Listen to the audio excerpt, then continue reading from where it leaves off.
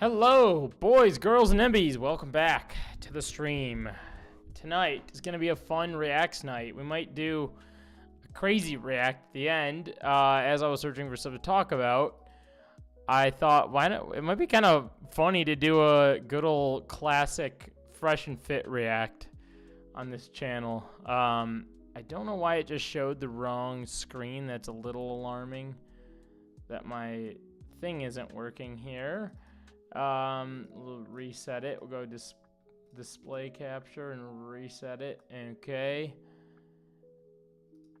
There we go. Here it is. We'll maybe react to this at the end because it's fucking funny. Top 5 ways to pull girls without going broke. That's so fucking funny. Roey, what's up? Good to see you in here. How are you?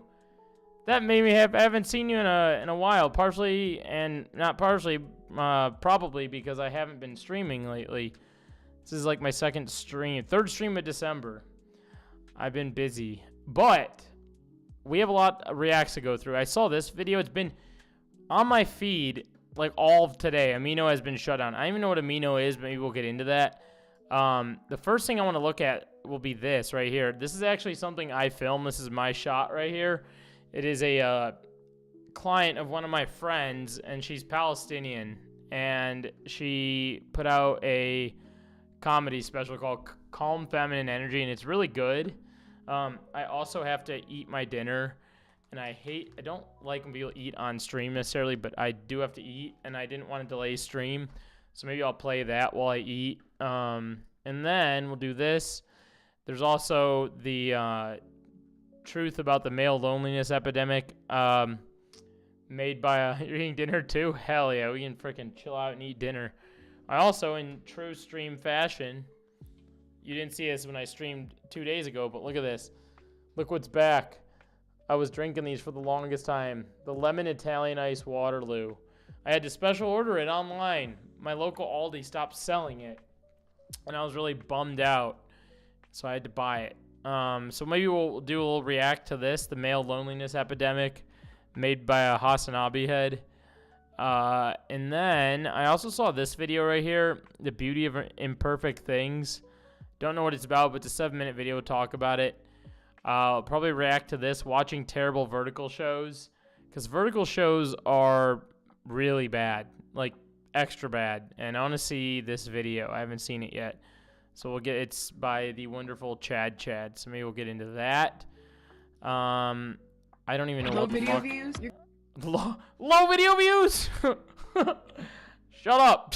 I hate when people do that. It's like I feel bad for this girl. She probably was forced to make that video. God, that sucks so bad. Maybe we'll get into some TikTok shit later on. And then I thought it'd be funny to look at these clips right here, the Whatever podcast. Because their shorts are absolutely, horrendous as always. So I want to see how bad they've gotten recently. The titles look so bad already, so we'll see how bad that got. But let's start things off. Maybe I'll leave the music going. Maybe not. I'll keep it like real quiet in the back, perhaps. And then we'll watch this. I'm gonna hop in. We'll watch this right here, Calm Feminine Energy, and we'll see what's up. This shit made me laugh while I was filming. This shot, anytime you see this shot on the screen, that's my shot. So we'll get into it. There was like 3 of us filming. One of my good friends was filming. Also, check out what I'm eating. This is the General Chow's chicken. This is my favorite thing at a Chinese restaurant. I found out a dumpling place by me also has this. So I'm going to try there soon because I love that. I got, in white boy fashion, white rice. All right. And then they gave me 2 fortune cookies. It's my lucky day.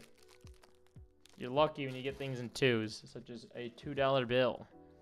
So I got 2 fortune cookies. It might be my lucky night. We'll see. We'll find out. Also, we'll do like a fresh and fit react, and there'll be a chatter interrogating me. Also, look what I have on me. I don't think I've ever shown chat this, but I'm gonna show it anyway. Because this is a snack I used to eat when I lived in China. And the goal I'm eating will be to not get food in my brand new sweater. But check it out. Creamy candy. It's in right here, these Chinese letters. I just flipped the camera off. I'm like, fuck you. No, these letters right here. I think I've talked about this, but I haven't shown the package. Xiao Bai Tu is what it translates to, which is white rabbit. So, Bai Tu is rabbit, and Xiao is small. Or potentially white. They always told me Xiao was small when I lived in China. One cookie is for one. It's destiny. There we go. There we go. Oh, you know what? I didn't freaking blast off. I'm forgetting how to stream lately. God damn it. All right, let me freaking do that real quickly. Give me a quick moment to do that real fast. Okay, copy link. And I forgot that I made a whole ass Discord for everybody. All right, I'm going to go in the Discord, drop the link real fast. And then I'm going to drop the link on Twitter. And then we will be good. I'm live. Hop in. Fun reacts. Fun reacts. All right. Okay, general. The debate channel. Oh my god. I'm just going to drop this in the debate channel. All right, here we go. And then I'm going to drop it on Twitter real quick. Oh my god, what is going on? More Ethan Klein drama. Jesus Christ. All right. Fun reacts. Fun reacts. Hop in. Hop in. Chad video. I'll do Chad video. Okay. Chad video. Hasanabi head.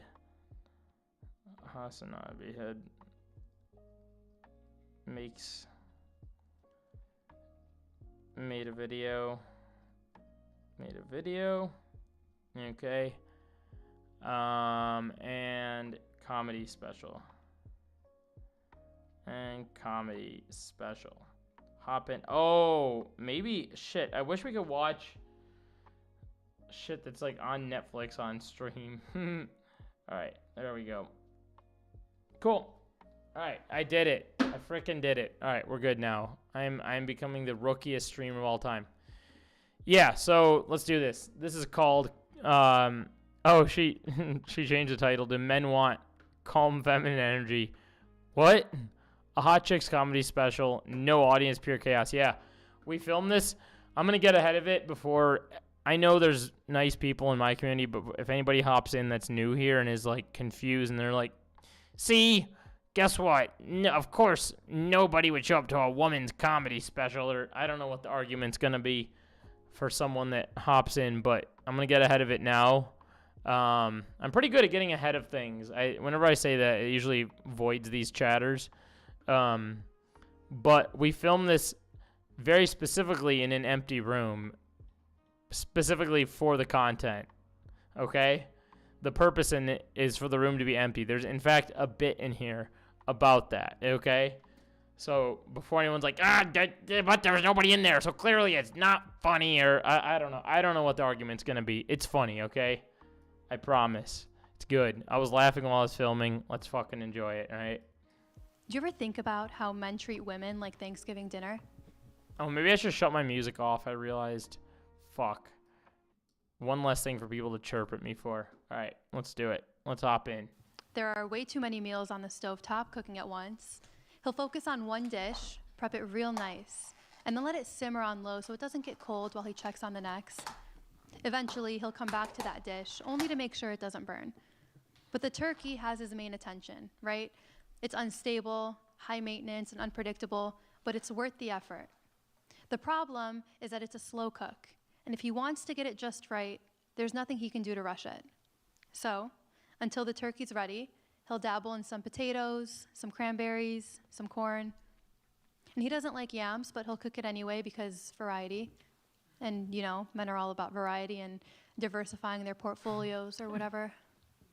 Seriously, for being perpetually underwhelming at everything all the time, it's a miracle men haven't naturally evolved into growing a third hand for all of the shit they passively dip into in any given moment. Women should just start dating each other so that natural selection forces men to become greater. But then again, it seems even in the evolutionary process, men will be disappointing.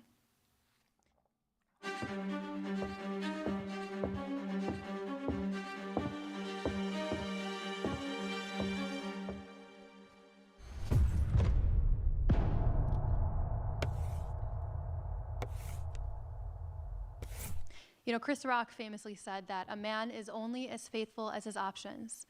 And it's true. Men are terrorists. The emotional kind. Like, they don't blow up buildings, but they do routinely blow potential. Think about it. Dating a man is like being taken hostage by somebody who hasn't yet thought about his demands. Like, at least a real terrorist actually commits after putting in some work, right? I genuinely believe that men and women are biologically incompatible. I really do. Ladies, there's a reason your mother tells you to marry a man who loves you more than you love him.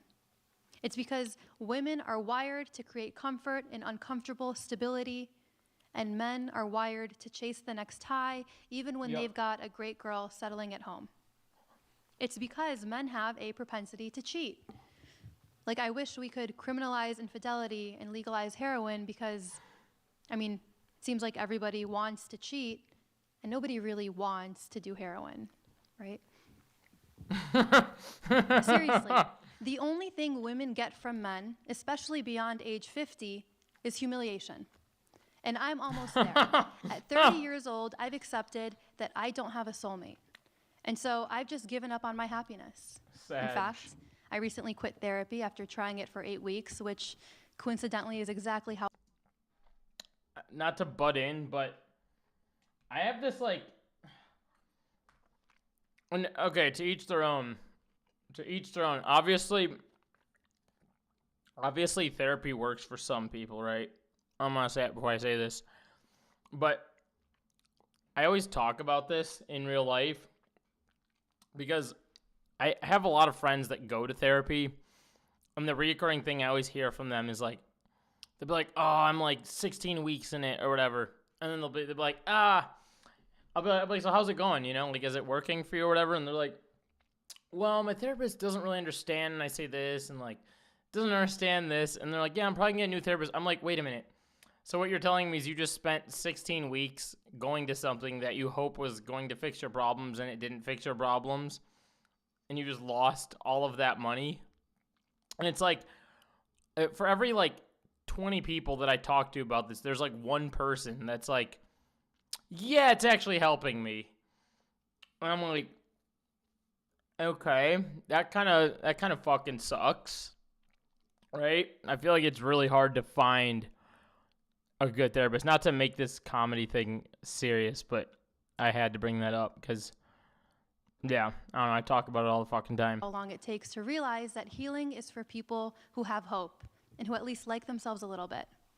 And listen, my self-loathing has nothing to do with my qualities. If anything, I genuinely believe that I am the most incredible woman on earth. And sometimes even I can't believe I'm real. Like, I used to think that funny and sexy and smart were each mutual. How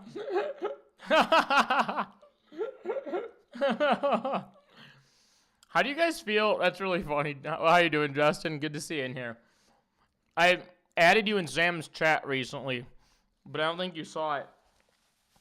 Or maybe I missed your chat back. But okay, it's actually funny. I know that your comment is for jokes. Because of what I said earlier. I know it's 100% jokes, but I'm gonna lean into the comment anyway. The whole laugh thing without an audience. So, how do you guys feel about when comedy shows edit in a fake laugh when something is supposed to be funny? The older I get, the more weird it becomes for me. Especially when I go back and look at like older shows. Like, I'm trying to think of a good example. Like, what's that one really famous show? God damn it. Oh my god. I'm drawing a blank, but it has a laugh track, and every time someone says something, and like there's times where stuff isn't funny, and they're like, oh, ho, ho, ho, ho. And I'm like, do shows need a laugh track? Do they? Do things need a laugh track to be funny? Like, do we need to be told when to laugh? This is the moment you should laugh. Seinfeld, there's the one I was thinking of. Yeah. Like, do we need to be told when to laugh, or can we, as viewers, watch it and laugh on our own and not feel forced to laugh? Right? And I'm glad my friend who edited this didn't do it. If you didn't catch earlier, this shot that you're looking at right now, Justin, this is my camera. I filmed this shot right here. She was actually going to, like, submit this to Netflix and shit like that. And I don't know why she waited. I don't know why she just, like, hardcore YouTube dropped it randomly. She has, like, connects to people on, like, that work on Netflix and shit. So I don't know. Maybe they told her to release it here first. I don't know. Really exclusive of each other until my 24th birthday dinner, when the stunning middle-aged woman sitting at the table next to me made her husband switch seats with her so that he wouldn't sit facing me all night. Because she knows. Middle-aged husbands are humiliation rituals on legs. In fact, I think I'm so impressive that I rented out an entire... Also, Justin, you may have caught up on stream. If you didn't, if you missed it, we're doing a little fun react. So we've got Amino's been shut down. And we're going to find out what Amino is. I don't even know what that is. A lot of people are chirping about it. Even on TikTok, I saw people talking about it. There's the truth of the male loneliness epidemic. We'll get into that. Very interesting video. The beauty of making imperfect things. Watching terrible vertical shows. We'll get to that. What else? Oh, whatever podcast shorts. We'll see what fuck goofy things they're up to. And then this funny video right here. Good old fresh shit. Top 5 ways to pull girls without going broke. An incredible video that's, I'm sure, helped millions of men. We'll get into all that. I'm gonna make it a fun night. Get your sody pops ready. Get your frickin', I don't know, get your guitar ready. Get your frickin' cookies. Get your popcorn, your food, and enjoy the stream. Entire theater to perform my own comedy special to an empty audience. The most emotionally available audience I've had in years, with absolutely no prior experience. And it may not be a Netflix special, but make no mistake, this is a hot chick special. That's how much I believe in myself. The reason I hate myself, though, is because the universe hasn't yet... She adds in, that's how much I believe in myself. Pause. And that's why I hate myself. That was incredible. Recognize my value, and it's fucking magical. So I'm mad at myself because I haven't done a good enough job at showing the world that someone like me exists. But you know what? Since my love life is a fucking joke anyway, I decided to bring my trauma to this stage. Because at 30 years old, with no hope of a soulmate and feeling eternally underappreciated by men, I think... I'm chatting at a pace that suggests I'm behind. I'm live. You missed me. It's all good. Yeah, I didn't see your reply. I was like, maybe I missed your reply. I couldn't really tell. I think it's time to stand the fuck up. And what could I possibly have to lose at this point? Besides potentially the respect of my peers and... Is Sam even on? I'm ADHDing right now, but is she even on? Let's see.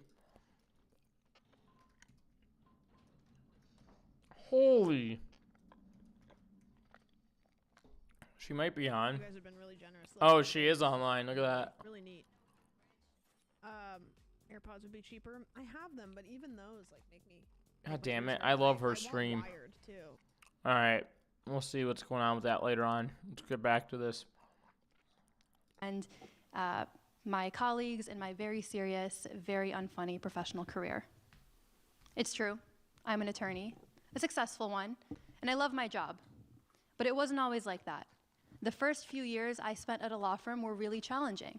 The partners made me miserable, and sometimes it felt personal, because as a Palestinian woman, it definitely was. I worked under one partner who emailed me every night after 8 p.m.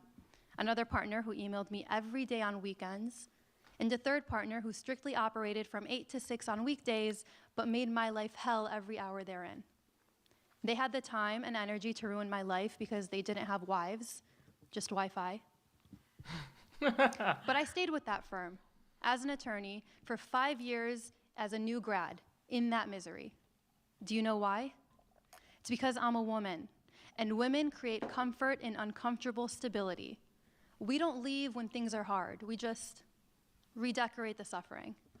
We're like, yeah, this makes me feel bad.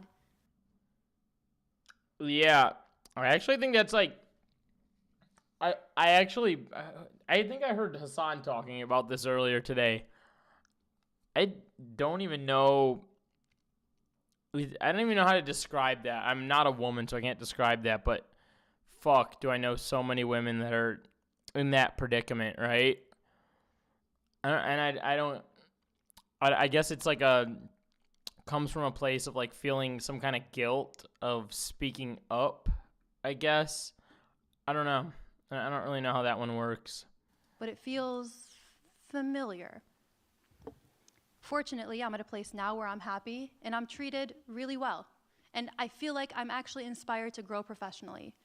And honestly, I think that's precisely why I don't have a human soulmate, because it seems like men have adopted very specific standards that don't meet me. The main one, though, that I can't really wrap my mind around, and it's a very specific standard, is their requirement that a woman have calm, feminine energy. Listen, I'm smart, really smart. I know a lot of words, and there are millions of connotations. The real question is, how many men actually know what that word means? I have 3 professional degrees, 2 in law, because like I said, I hate myself. In fact, I'm so good with words that I've published 2 best-selling poetry books. I do research for a living. I read between lines and I give professional advice to high-caliber players in high-stakes situations. For the life of me, I have no fucking idea what they mean by calm feminine energy. And believe me, if I don't understand the meaning of a phrase, the phrase is the problem. But whatever calm feminine energy is, I know I don't have that. Because what is feminine energy anyway, right? When I think feminine energy, I think groundbreaking, pioneering, formidable, tenacious, headstrong, badass. Dude, fuck, man. I really messed up by not going live for like 20 days. We lost some chatters, some lost souls in this community.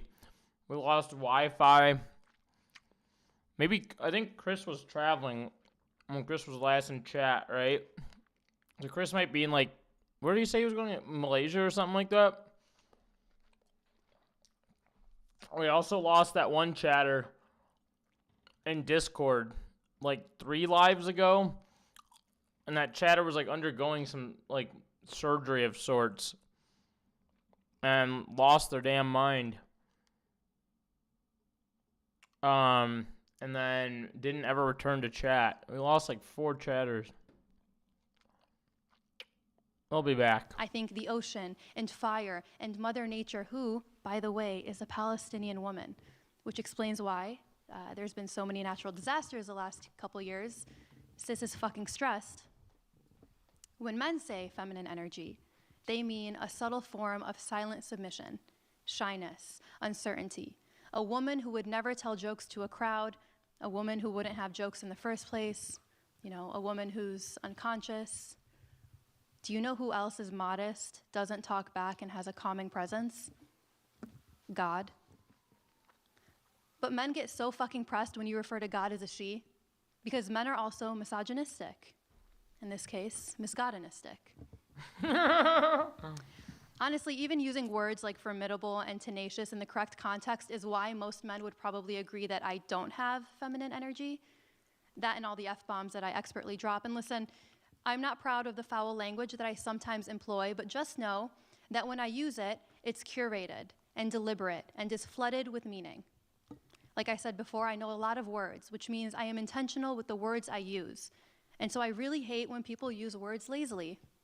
Like when people say, have a good one, or alhamdulillah for everything. Could you be more specific? Have a good night. Alhamdulillah for this plate of yams that I will look at but won't touch. See, these things actually have meaning. And so it really grinds my gears when people use cuss words as fillers. I ordered the fucking...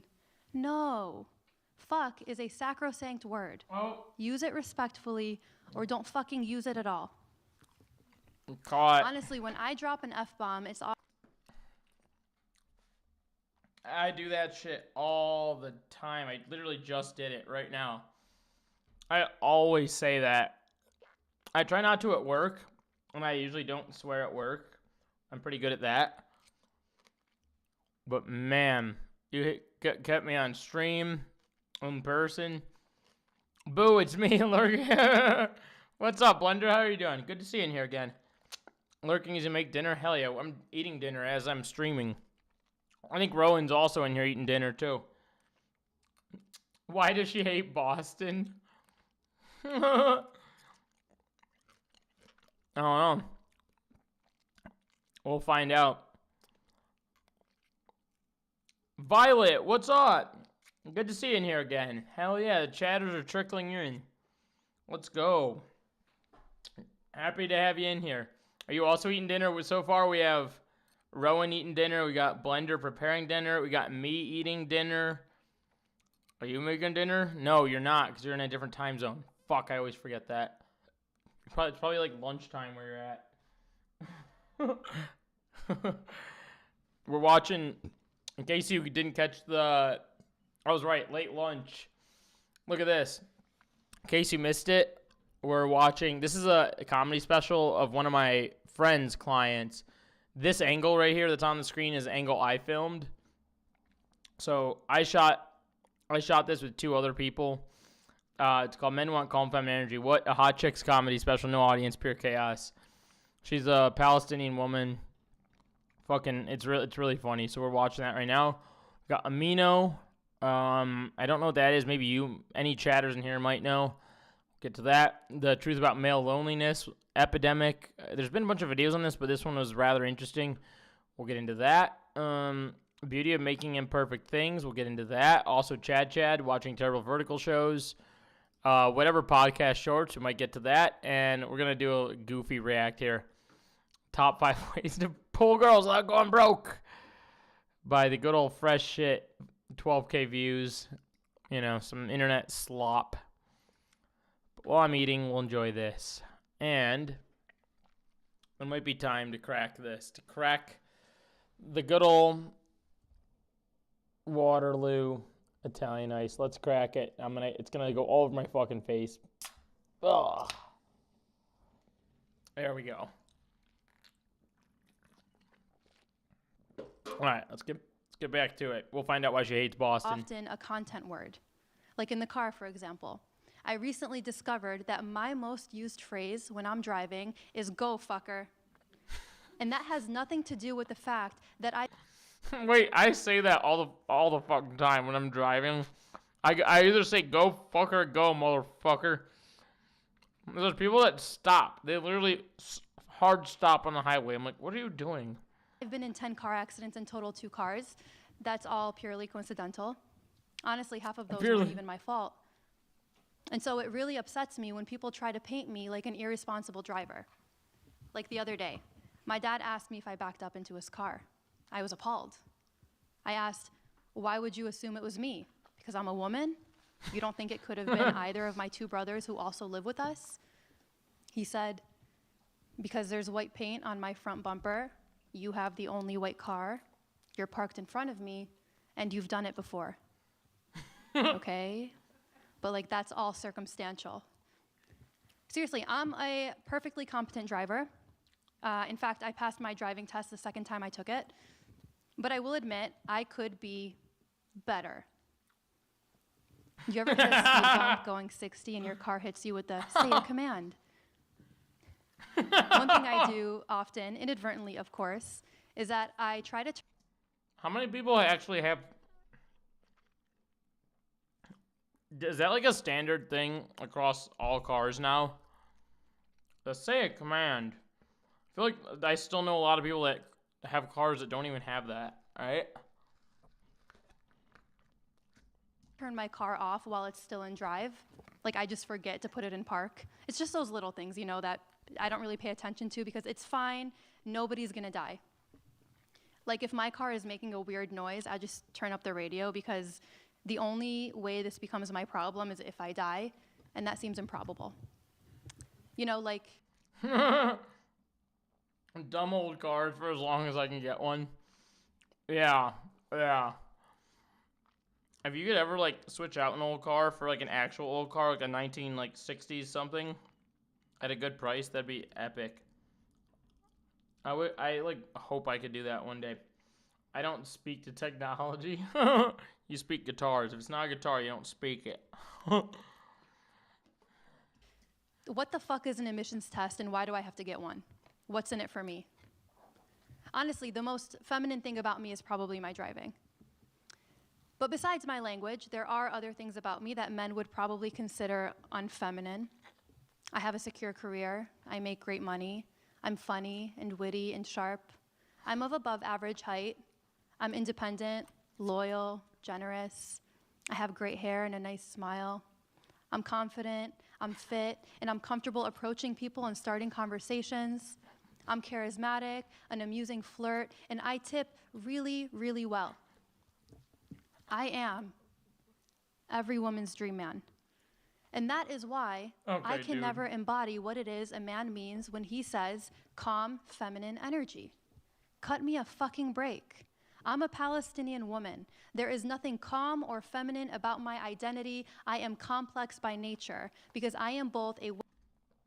That's actually I don't know. I actually don't know if this special is based off of actually that, or if that was a thing she made up about the calm. I feel like it's real. Otherwise, she wouldn't have made this.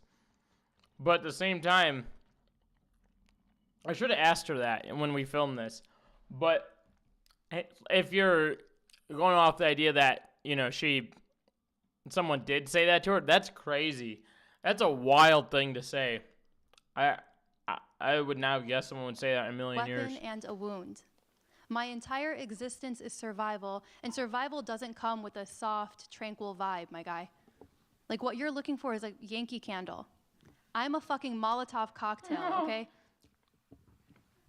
As if it couldn't get more dire, though, interestingly, some men have given me the same exact feedback about my communication style. Apparently, I'm intense. Here's the thing. I'm smart. You even hear me laughing in the back. I know a lot of words, and there are millions of connotations. I have no fucking idea what they mean by intense.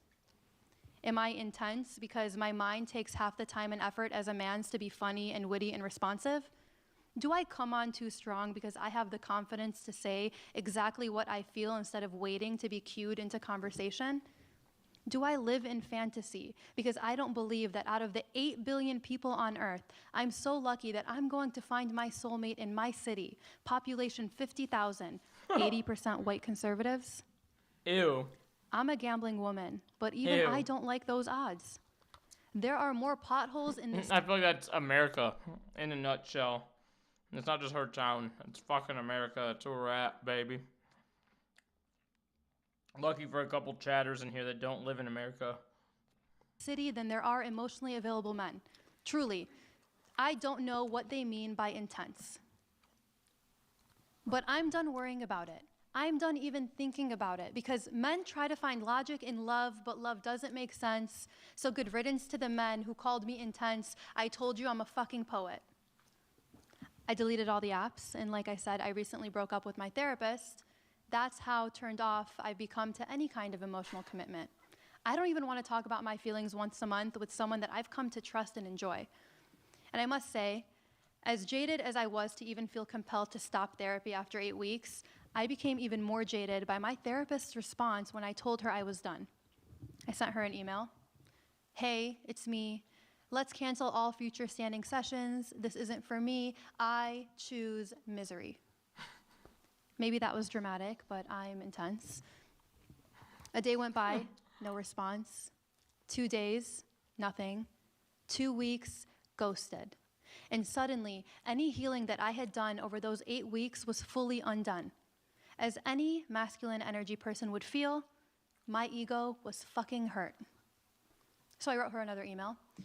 Hey, I couldn't help but notice that you didn't respond to my last message from 2 weeks ago, telling you that I choose misery. What if that was code for I'm going to kill myself? That night, she wrote me back. Hi, Soraya. I'm sorry for the delayed response. I enjoyed our sessions and felt connected to you as a client. Please reach back out if things change and you find that you'd like to proceed. Best wishes.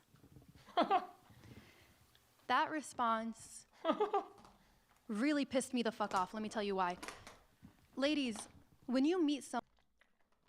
I kind of hate those responses that people give. It's like, it feels like a corporate response to something, or like like an away voicemail of sorts. It has no integrity to it at all. It basically says the person doesn't give a single fuck. One with a certain energy, a certain level of emotion, of passion. How insulting is it when they respond I think I'm with done a lesser chomping. energy? You guys want to see what's on the fortune cookies? You ready for fortune cookie time? I need a sip of my water, my aqua.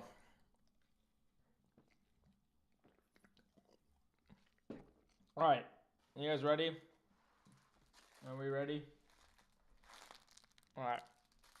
Transactional. Yeah, it's transactional. There's the word. That's a perfect way to put it. All right. What is my luck with fortune cookies has always been things like I'll open it and it'll be empty, like the fortune will actually have nothing on it, or I'll open it and it'll be no fortune at all inside of it. I open it or it'll say like something basic. It'll be like, your future ahead is bright. Keep shining. Or like dumb shit like that. I haven't got a good fortune in a while. And I have 2 chances to get a good fortune here. Let's see. Oh my god, not there being a fucking casino ad on the back of the fortune. Oh my god, this is, oh my god, I'm Brian. This is, oh my god, this is so America. A fucking casino ad. On the back of the fortune. Are you joking? Look at it. This is the fortune. You have good energy. You attract good things. It's a lose a fortune cookie. I feel like I shouldn't even eat this one. Fuck, man. Or it says your good energy attracts good things. We gotta open the second one. If I swear to God, there's a casino ad on the back of it. Look at this. Casino ad. What happened to like regular fucking fortunes without ads on them? I feel like pre-2020 I remember those. Like post-2020? Hell no. They're like... Casinos are buying out fortune. Who is gonna do a fortune and then go, gambling, casinos, yeah, you know what? Let's claim that. Like, no, nobody's gonna do that. Lucky numbers. They don't even give me lucky numbers. Look at this. Oh no, I lied. They do. They're just really small. I have good eyesight, but fuck, these are small. Jesus Christ, that's hard to read. 10, 12, 16, 38, 47, 51. I don't know what to do with those numbers. All right, let's try part 2.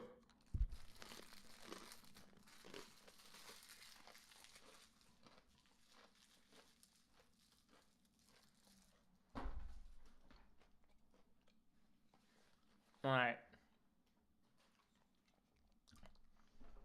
Here we go. Part 2. Oh, God. All the crumbles are going everywhere.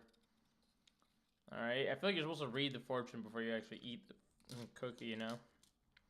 Fortune has a funny way of showing up unannounced. Okay, that's a normal fortune. I feel like that's a normal one. I like the ones where I read it and I have to, like, kind of think about it a little bit more than just, like, keep shining, star. You know? That's a good one. but it still has a goddamn ad on the back of it. Oh my god, I live in America. I freaking hate it here. All right, we need fortune cookies without ads. Lesser emotion, no passion. Like, do you think you're better than me because you were able to contain your emotions, compartmentalize your feelings, and take the time to cool off instead of responding on impulse? Fuck you. So I immediately responded to her email. I think it's really unprofessional that it took you this long to respond, and even more unprofessional that you didn't acknowledge that I could have killed myself. And before I pressed send, it occurred to me. It finally clicked. My anger, my hurt, my impulse, my escalation, and my feminine desire to burn the world in this moment, this. That's right, brother. That's right. We're gonna make fortune cookies great again in this country. That's right. Right here is the antithesis of calm, feminine energy. But instead of erasing the message and going for a walk, I just added best wishes and an XO to the signature block, and I sent it anyway because my therapist is clearly in her calm feminine energy. Damn, should we game tonight? We're having a fun night. Should we fucking game? I might have to game. And true to my seemingly masculine energy, I will have the last word.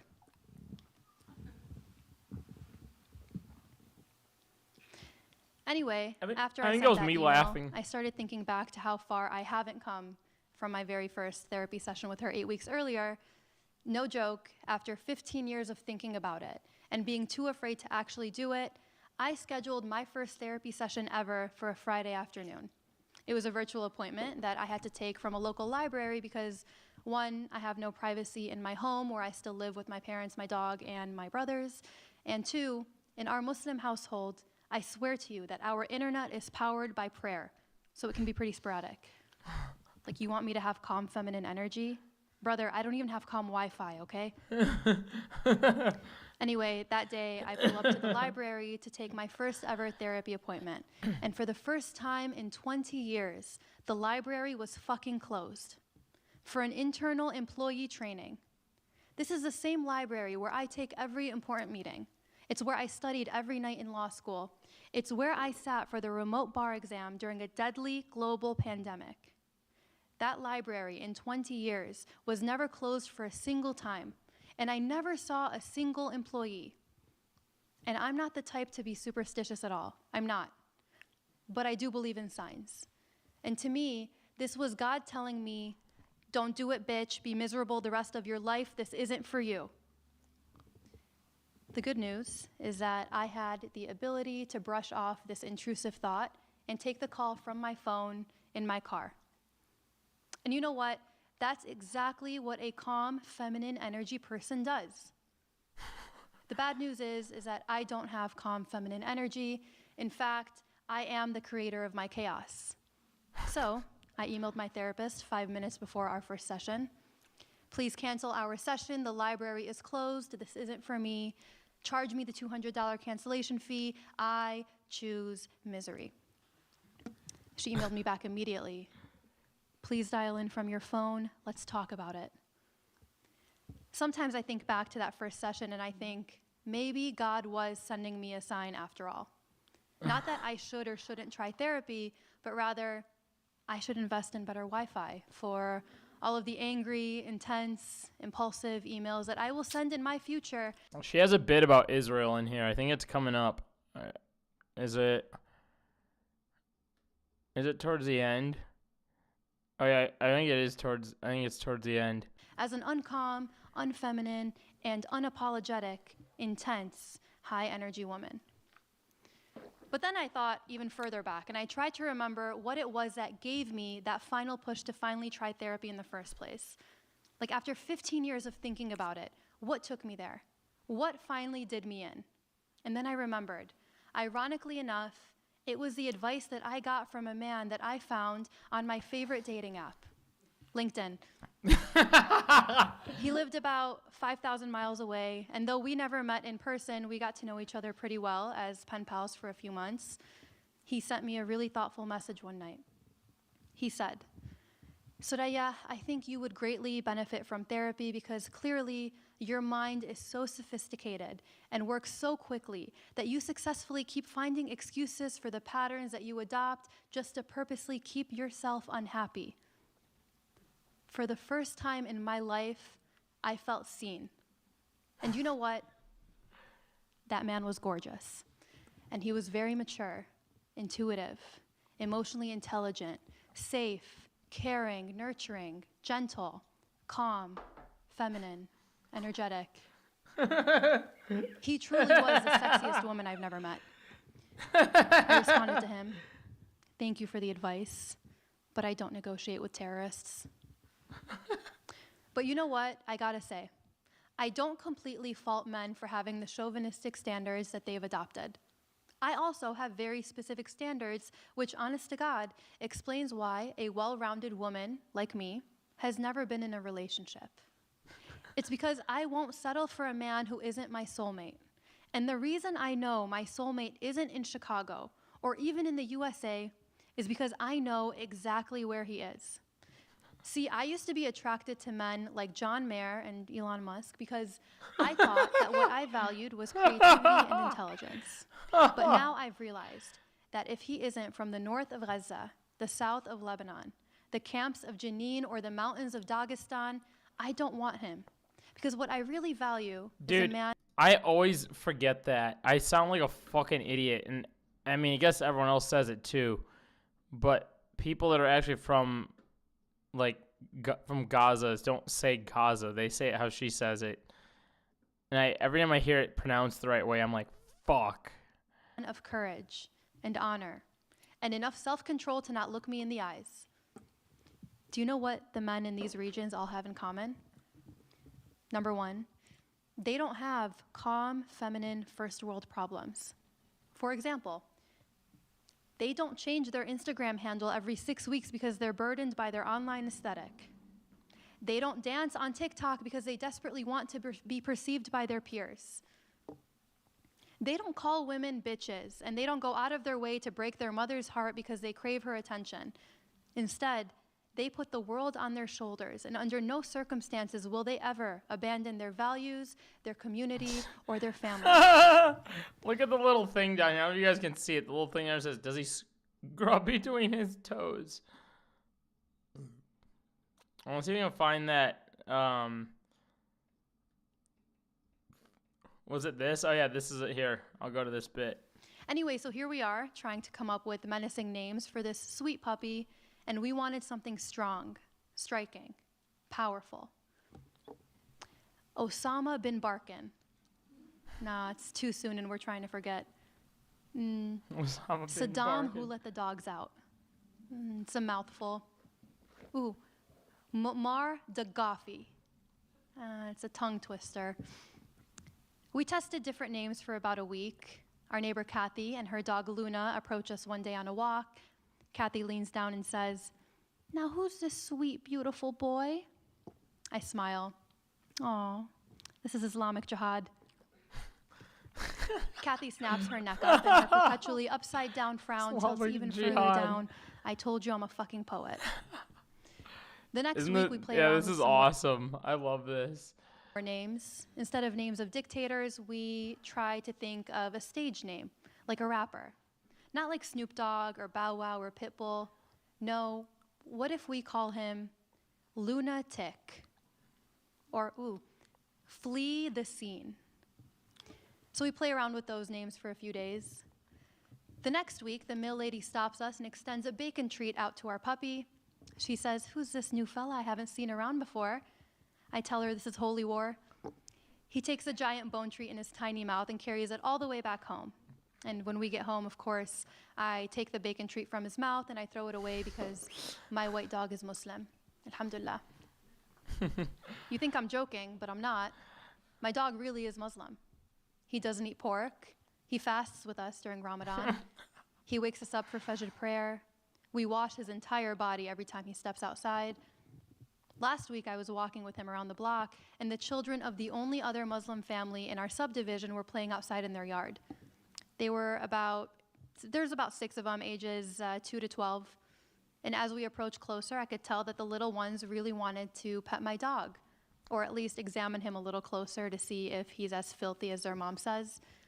So I said to them, "You can pet him if you want." They look at me stone cold, expressionless. I said, "It's okay. He's Muslim, like us." The second those words left my mouth, all of those children's lives changed, and I could see it on their faces. I'm They adding the just laugh encountered track. something magical. The tables have turned. I'm the one adding the laugh track for you guys. You should laugh when I laugh. A magical Muslim dog. What a concept. And just like that, I changed those children's entire worldview, and suddenly the world had 6 less terrorists to worry about. Well, except for the little boys. They'll grow up to be emotional terrorists. But ultimately, we landed on the name Havana, which was a huge mistake because now he gets misgendered all the time. He's pretty, he's clean, he's sweet, he has a good temperament. He never argues or talks back. In fact, he doesn't talk at all. He's autistic, nonverbal. Autistic? He eats and sleeps and shits on the schedule that I set for him. He never has any good ideas. Sometimes I wonder if he has any ideas at all. He and I have a nighttime routine, and I wonder whether he understands that every night is brand new, or if he thinks that he's reliving the same night on loop. He's simple-minded. She should be a streamer. She has a really good, like, I don't know, she's like a good voice. Like that. Like, it makes me sad to think that we can never see a World Series matchup between the Red Sox and the White Sox, because that would be my dog's dream, because he loves socks. He has no goals or ambitions. He is calm, feminine, energetic. He is man's best lover. I'm not. I don't have calm feminine energy that my dog does. See, calm feminine energy is a Thanksgiving side dish. It's the cranberry sauce that you let simmer on low because it's low maintenance, it's bland, it's decorative. It's nice in theory, and it matches the aesthetic, but it sits quietly on the table contributing nothing, and nobody's gonna remember it. It's a supporting role. I am the main event.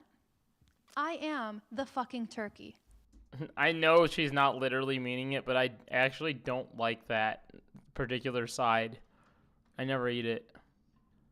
I'm chaotic, and I will drain your energy, but I'm the reason you show up. I'm the one guaranteed to fulfill you if given the time and space to do my thing, or I'll burn the house down if not handled with care. This whole concept of masculine and feminine is so bizarre, and it feels really antique and medieval. But then again, it seems like everything has a masculine or feminine designation. Even languages designate words as masculine or feminine. Hell, I even think countries have pronouns. Oh, here we go. Right? Here we go. This is one of my favorite parts of it. Hear me out. Palestine, Lebanon, Syria, Iraq, Algeria, Ireland, Sudan, Puerto Rico. These countries are clearly she, her. The USA, Canada, France, UK, Egypt, Jordan, the Emirates. These countries are loudly he, him. Israel isn't it. It's a tool used by the he, hims to destroy the she, hers, like Rohypnol or revenge porn. And it's the reason that I suffer from the generational trauma that allows me to root for the independence and unconditional. I wanted to share this because this, like, on my social media, she put that on socials the other day, and I just couldn't fucking do it. I have too many people. I've got too many people that I know that would get really, really mad at that, and I hate that I have to, like, not share it because I'm a business page. And I'm a no politics here person with business, because that's what they tell you to do in my industry. They tell you, don't talk about politics, and you'll be okay. And so far, it's worked. It sucks, but, you know, some talk about it behind closed doors. We certainly talked about it at this shoot because she was, you know, the conversation was there. Liberation of my she, her sisters. And it's the reason that I believe in my heart that all of the he, hims are terrorists.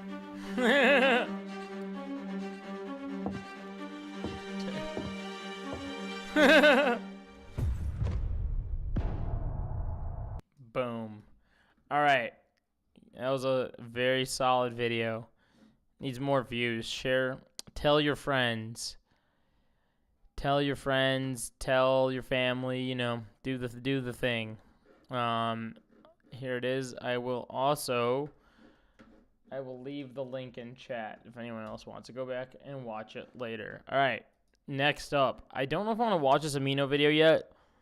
I don't know why I'm scared to watch. I'm a little scared to watch this. I'm not gonna lie. I almost need to see what Amino is. Amino app.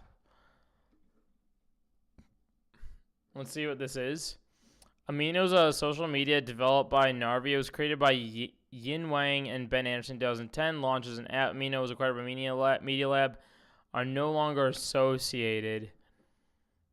It doesn't really tell me anything. What did this fucking app do? 41 communities, so it was a community-based app. The main feature of Amino's community is dedicated to a certain topic that users can join. That sounds sussy. Users can chat with other members, text, voice, or screening room, which allows people to watch videos together while voice chatting.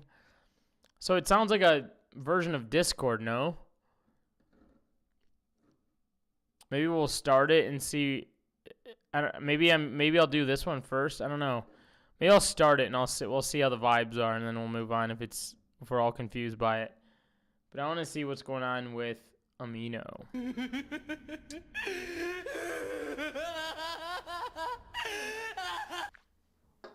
The day has come. December 13th. Oh, it's her. I've been watching her lately. Or maybe the 9th.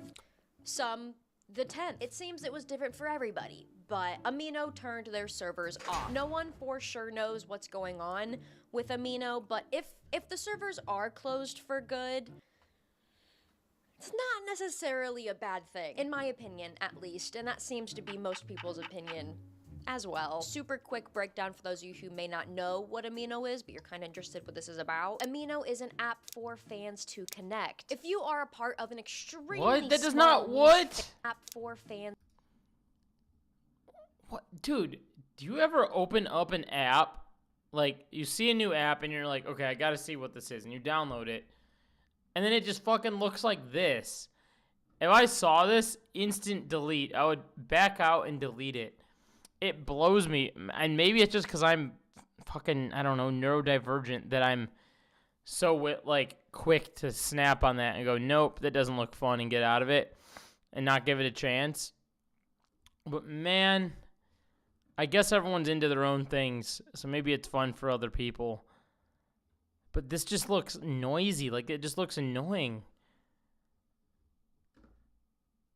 I don't know why that doesn't look inviting to me. It just doesn't. To connect. If you are a part of an extremely small niche fandom, such as Asterions Top Lip, there is likely already an Amino community for you to join. There are public chat rooms, private chat rooms, and community posts with different ways to farm engagement and keep the group alive. The concept was always a great idea, you know, it's just throughout time. It gives if I were to download this app in 2014, it might have been kind of cool. Because do you guys remember there were other apps that were like this that went around where it was like, at the time there was like,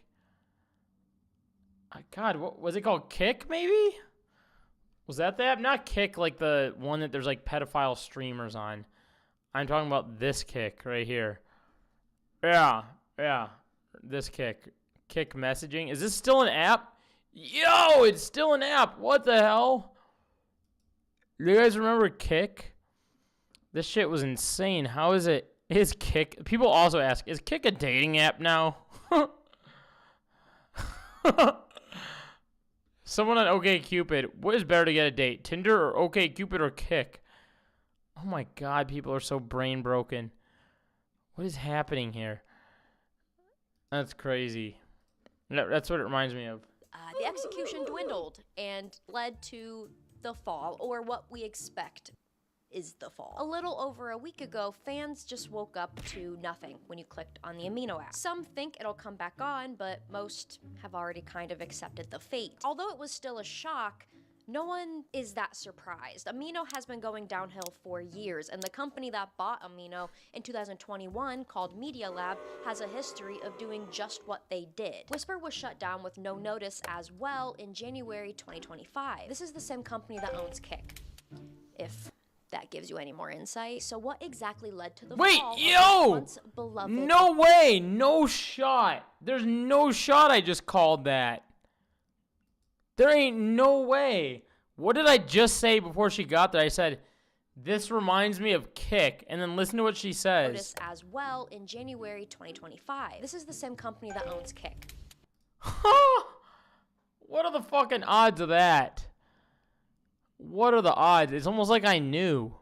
If that gives you any more insight. So what exactly led to the fall of this once beloved essential to internet fan culture? Before that though, let's be real. The internet is full of shady sites and trackers, so online safety is more important than ever. And that's why you need a solid...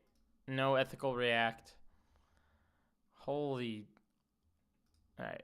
To call your own as a teen was not easy in the early to mid 2010s, especially when you were a socially awkward LGBTQIA+. Hey, I kind of want to know what happened here, so I want to get to it. What happened?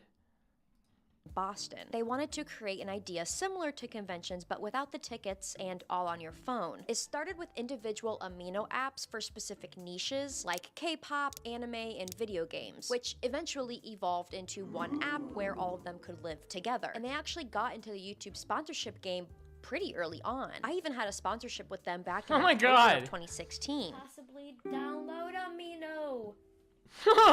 Amino is great for many things. Just make an account. There are no... No way! This girl at this age is getting brand deals. What the fuck? How many subs does she have? 239K? Oh my god.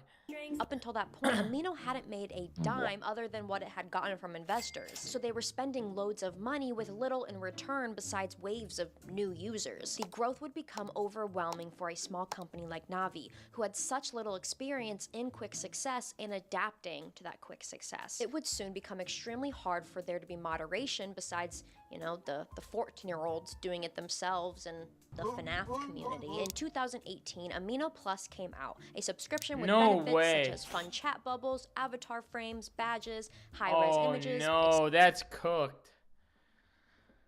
So it was slowly declining because of these freaking features, and then what? Team member finally addressed serious issues with the Amino app. Submitted because of all of the issues that users were having, including users getting banned with zero reasonings, severe lack of tech support, bots misflagging content over real issues, severe bugs, constant app crashes, and worst of all, child pedophilia rings. Please always remember for yourself and others that when you are young online, that it opens up large amounts of opportunity for older people to... They either have to sell something no one wants or turn it into ad hell. I mean, no me gusta. Yeah, it's I think there was like a point where microtransactions became a thing in apps. Like when apps first came out, I remember like I downloaded Instagram and I was thinking to myself like, that's kind of cool, you know. And there was no ads on it at the time. It was just like shared a photo with friends, maybe a couple people followed, and then you moved on. And now it's just like ad purgatory, and I think, I mean, it finds itself a place in capitalistic hell, in the capitalistic hell of a landscape we live in. You know, and all of a sudden you have to have ads, and it's what keeps the cog going, you know? Take advantage of your likes and dislikes in a community that you resonate with to try and get close to you for self-benefit. I also think microtransactions are like kind of dangerous because like there's people out there that literally have their parents' credit card on the app stores and like will run their parents' credit card, just fucking getting like mini swords in this game or whatever it is. Getting super chat points in this app or whatever, you know? Navi just could not keep up, and they sold Amino to Media Lab in January of 2021. Media Lab is, pardon my language, sus. Since 2018, Sus. they began buying out dwindling platforms So, and so I was right. Remember when she first started this video, and I'm like, this seems sus.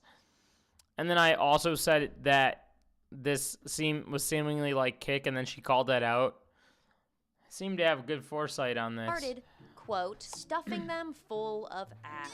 Basically, once Media Labs got its greedy hands on the platform, it was over. Posted by an alleged ex-employee, when they took over, it led to tiny budgets, frequent layoffs, inconsistent project managers, zero long-term vision, and massive pressure for immediate profit. What's exactly up with this Media Lab brand? Most known for Let me see.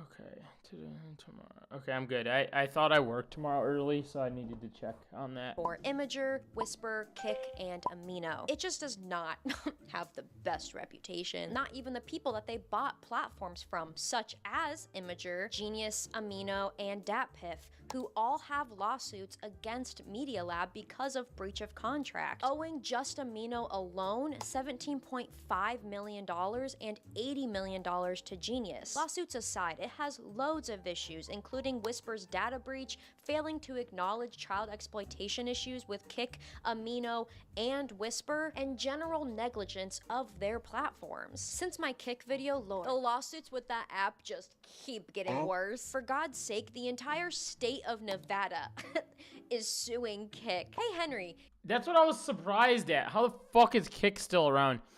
Kick was so sussy. Like from the jump was sus. I remember most people when they got it, they were kind of like, this is a creepy app. And then when I got to college, there were motherfuckers my freshman year of college that I remember I didn't even have the app on my phone anymore. It was like high school was over, and I was like, I probably shouldn't have this app on my phone anymore. And I deleted it. And then I remember I got to high school, and there were people like saying that people were like saying shit about each other in like the different dorm rooms on the different floors in this app called Kick. And I'm like, people have time to kill, man. Just fucking drama frogs in college on Kick. Give me the money you owe me. The exclamation points are crazy. I cashed out on the 12 TJ October, still nothing. We all know you support pedos and currently have lawsuits going on, but that doesn't mean you get to steal from the people who use the app. I have been waiting over a month for my money. Like, WTF is going on? Do you guys think these people ever got their money? Then we just have Henry Fan on a picture of Henry Fan tagging Henry Fan. I also think it's very important to note the coincidence that after Media Lab obtained Amino, that's when the sexual ads and bots took over. Ew. Gross. Nobody wants that shit. There was a distinct point in time where there was like a lot of apps that would have that like you'd be doing your thing. I remember this started to breach its way into I used to be a big fan of Flickr. I used to upload, I guess I still would, like really high quality photos to it, because it was like the only place you could upload really high quality photos. And yeah, that was it. That was the site. And then I remember like they had an app, and then that same shit started to happen in the app, and I was like, yeah, no thanks. Unfamiliar? Speaking of familiarity, like I stated a bit ago, shutting down a once massively used app with no warning has been done by Media Lab before. Whisper, an app once used to submit anonymous thoughts or confessions for anyone to see. It was bought out in 2019 and took a few years to dwindle until it was breaking all the time with glitches, and there was likely not enough of a I was getting horrendous ads for Whisper, dude. That app was cringe from the start. I'm shocked anybody actually bought into it. What happened with them? The entire engineering team, like Media Lab, trust the safety team. Holy shit. So Media Labs totally The bought this supposed thing out and screwed ex-worker him also over. claims that the company did not value their work. Decisions came from higher-ups with no understanding of the platforms, blamed teams for lack of monetization, and new leads were always coming in and out, causing it to be hard to get into a flow state since things were always changing. Employees being fired before the shutdown makes sense though, because weeks and even a few months leading up to the app closing, servers were almost unusable. The app has been dead for a week, full of glitches and connection drops. If the app is going to be shut down or not, at least send some message about whether it'll be coming back. 8 weeks ago, bring Amino back, please. We all need the app. Don't abandon it. Fix Amino. 9 weeks ago, Amino was cooked in the big 2025. 75 and 78 weeks ago, fix the app or sell it to someone who will. 91 weeks ago, 116 weeks ago, 205 weeks ago. It's been so consistent is wild to me. I don't think Media Lab has ever been respected, and it media. Many are completely doubtful that Amino is going to come back, but there's always going to be some people with hope. The theories for it coming back are that Amino was just experiencing an outage because of the possibility that it's changing its Damn, of course. There's always cope. People want that shit to come back. Let's see. I'm like kind of skipping around a bit. Matter anyways. It has been years since I logged into my Amino account, but it's still sad to think about the fact that I might not be able to log in and see my conversations in communities ever again. I feel so sorry for the workers who might have been laid off before the holidays because everything's alleged, you know what I mean? I can't say for a fact that all of this happened. And if they did get fired, that means that they were forced to abandon a project that I'm sure some of them were still passionate about saving. I feel like a lot of stuff went down for different sussy reasons. Do you guys, I think like, didn't Omegle just go down in the last, like, was that 2025 Omegle went down or 2024? I'm shocked that Kick is still an app, dude. Media Labs, what happens when you Google Media Labs? That's what I want to know. Media Labs, like what happens here? Media Labs connects brands with top-performing TikTok shop, drive measurable revenue growth. Media Lab parent, a digital agency. So basically, be aware of Media Labs. Christ's sake. Should we do a little break from the reacts here? Let's do this. Let's do this. Let's see what's happening on the timeline. What is going on? Oh, Sam Collins is sort of back. Miss you all so much. I'm still here. Don't have much access for online for a bit. Feeling better lately. I'm the original Looks Maxer. Holy. This is crazy. Crazy transformation. Ethan took a break from harassing other women to mention me. What? Does me think things are greasy? A post with 150k likes as well. I'll never forgive those responsible for spreading it, nor will I ever. Oh my god, he's so fucking relevant. I do not care about Ethan Klein anymore. Let's see here. Oh god, why is he popping off? Clavicular? Uh-oh. No way. What is this? Clavicular tells Michael Knowles because it's another person? Oh my god. What the fuck? What is this? We might have to watch this. Clavicular tells Michael Knowles or whatever. That guy's a fucking loser. He doesn't care about training because it's another person to mug. To hit himself in the face with hammers? What? I just don't think it's necessarily a bad thing to just advocate for your average person to only concern themselves with their own. To me, that's the big cope. I agree with many of the observations you're making about the society, but the big cope, you heard this with like the libs when they were trying to push the trans stuff and they were upset that some of us were pushing against it. The trans stuff.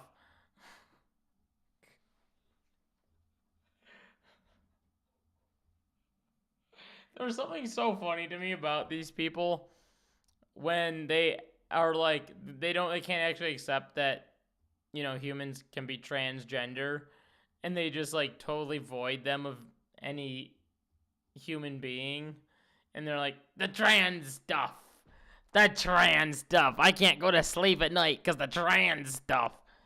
And that's what they spend time getting mad over, and like it's such a silly fucking thing. And they said, how does this affect you? You know, you're walking out. It's basically your society is Sodom and Gomorrah.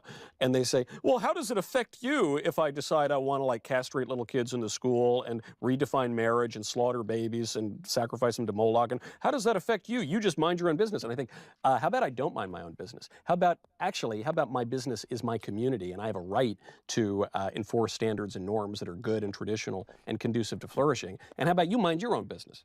But the problem is, you see what you just did there is you spiked your cortisol thinking about transgenders.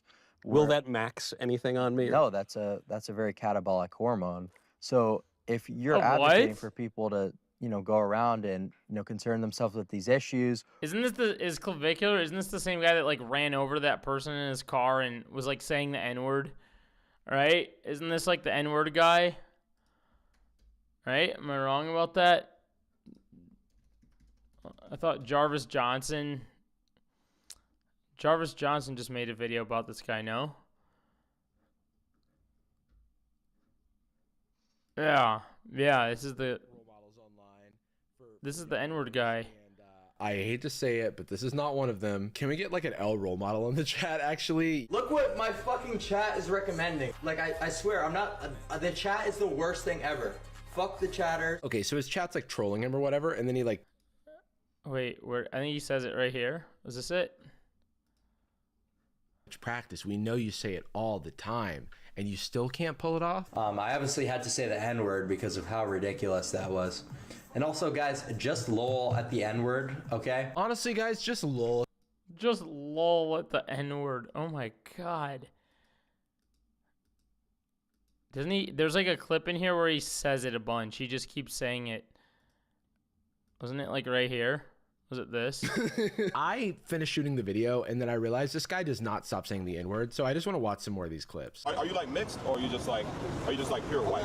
I'm pure white. Okay, so I was just wondering, like, what makes you like say like the N-word? Of course. Well, I just like it, you know? You just like it? So. Yeah. By the way, this guy is being extremely respectful. Oh god. We are... God, the internet has... It's not even the internet. People are just fucking racist. Plain and simple racist.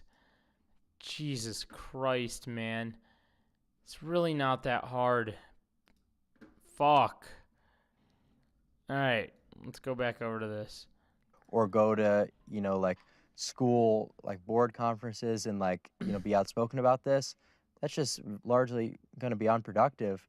And, it might seem like a doomer mentality or like, you're just going to let society go to it's like on an individual level, it's not going to be productive. But on a political, right. Well, look, it's been productive like in as much as, at least the trans thing, there's so many other problems. Well, the way at least the trans things, though, we've kind of won on. The trans the way that I see trannies is like, that's one more person to mog once they brutally mog? butcher themselves. To mog? Fuck does mogging mean? Is it the same thing that he was talking about? What does mogging mean? Make someone else... Why am I using the AI answer? Motherfucker. What is Merriam-Webster? To outclass, used to describe one person as far more attractive than another. Oh my god, dude. I'm not in the right age group for that word. Jesus Christ, I'm 30. Transitioning, But is it, I see that. Like, go descend yourself. Like, that's fine with me. Because you're ascending yourself. Yeah, I'm going to ascend, and this person is going to be a comical botch job, So, like, that just seems, like, very logical to me. Like, yeah, go be a tranny. Like, now I mog you to death. Now, isn't... Yeah.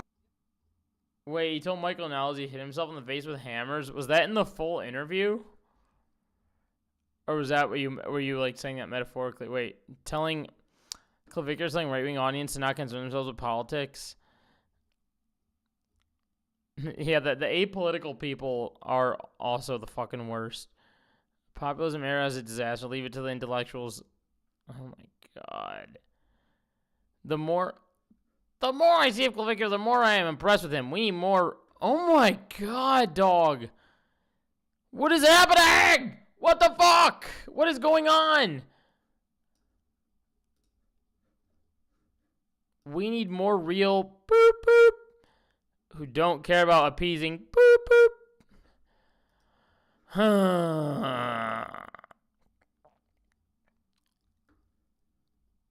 Don't pay attention to all the dumb things the president is doing. Speaks for the first time since hitting his stalker with a car. God, this person is awful. It's in the interview. Saw Hassan react to a bunch of it. I missed a couple stream days recently, so it's probably why I didn't see much of this. So all I gotta say for now. This is how he's reacting after he hit that person with his car. I'm sure based on his other behavior that we just went over, this is going to be peak. This is going to absolve him of doing it. Most people are going to watch this video and they're going to say, well, apology accepted. It's no worries. It's chill, bro. Haha. LOL. It's for clips. That's what they're going to say, right? When they get done watching this. Now, I hope everyone's okay. Bro, you should mog even harder next time. Whatever you guys think, pray for everyone's health and safety, you know what I'm saying? For everyone's health and safety. Really unfortunate what went down. I don't want you guys to think that was a good outcome. It's not what you want. So wait, so are you going to address what you did, or are you just going to... And have you said sorry yet? Just pray for everyone. You don't want that kind of thing. Just pray, dude. Let's pray. I wish everyone could just stream, themselves and not. Yeah, dude. It's I just wish everyone could stream. Yeah, man. Fuck. It just got pray. Send a few prayers out there and yeah, dude, to be chill, their mental health. Yeah, dog. Be doing the crazy, stream sniping stuff, but it is what it is. I can't really give you guys any updates beyond that because I don't know. It's so hit a person I don't know, man. It's just it's chill, bro. It's don't worry, dog. It's chill. Just keep your prayers up for everyone. You know what I'm saying? And that's about all. Thank you for your apology. That was a top tier apology that I totally expected to go over very well. Thank you. He really went from is he dead to pray for everyone. The yearning you have for him. Hello? You have yearning for this guy who says the N-word? Who doesn't fucking hits people with his car, doesn't say sorry. We're totally fucked, chat. We are fucked. That's crazy. I'm starting to realize? My dad said something to me the other day that really kind of changed my mind about the internet. He was telling me how he went to go play pickleball. And there was some mom that dropped her kid off and left. And this mom apparently just doesn't hang out with her 12-year-old there, just drops off this fucking 12-year-old at the place. And this kid is just kind of running around annoying the older adults, apparently. And he's kind of bragging to people there. And he's I've been to this country. I flew to this country. And I this and that, and I went here. My mom took me this place, and he's just casually bragging to people. And then my dad looks down at him, and on his phone screen is Donald Trump. His lock screen is Donald Trump, and my dad asks him, he's so do you like the orange man on your screen or something to that effect? And the 12-year-old, the fucking 12-year-old was oh yeah, we love him. He's great. Donald Trump's fixing all of our problems.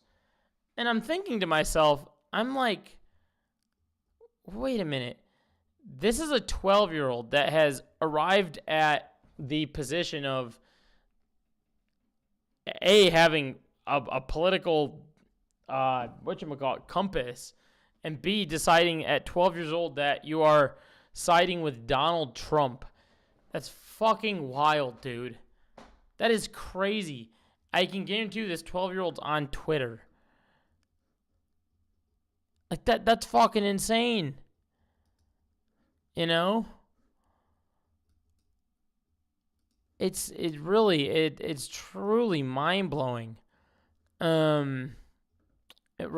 It terrifies me where we're at. My stream didn't end. Okay, no, it's still here. Fuck. Sometimes the stream thing scares me.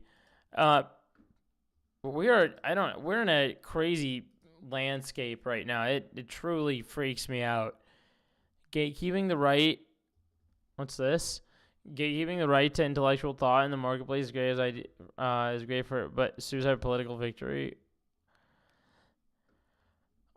Wait, so we need to find, I don't know if I want to watch that whole interview. The Michael Knowles, let's see, what is it? Michael Knowles.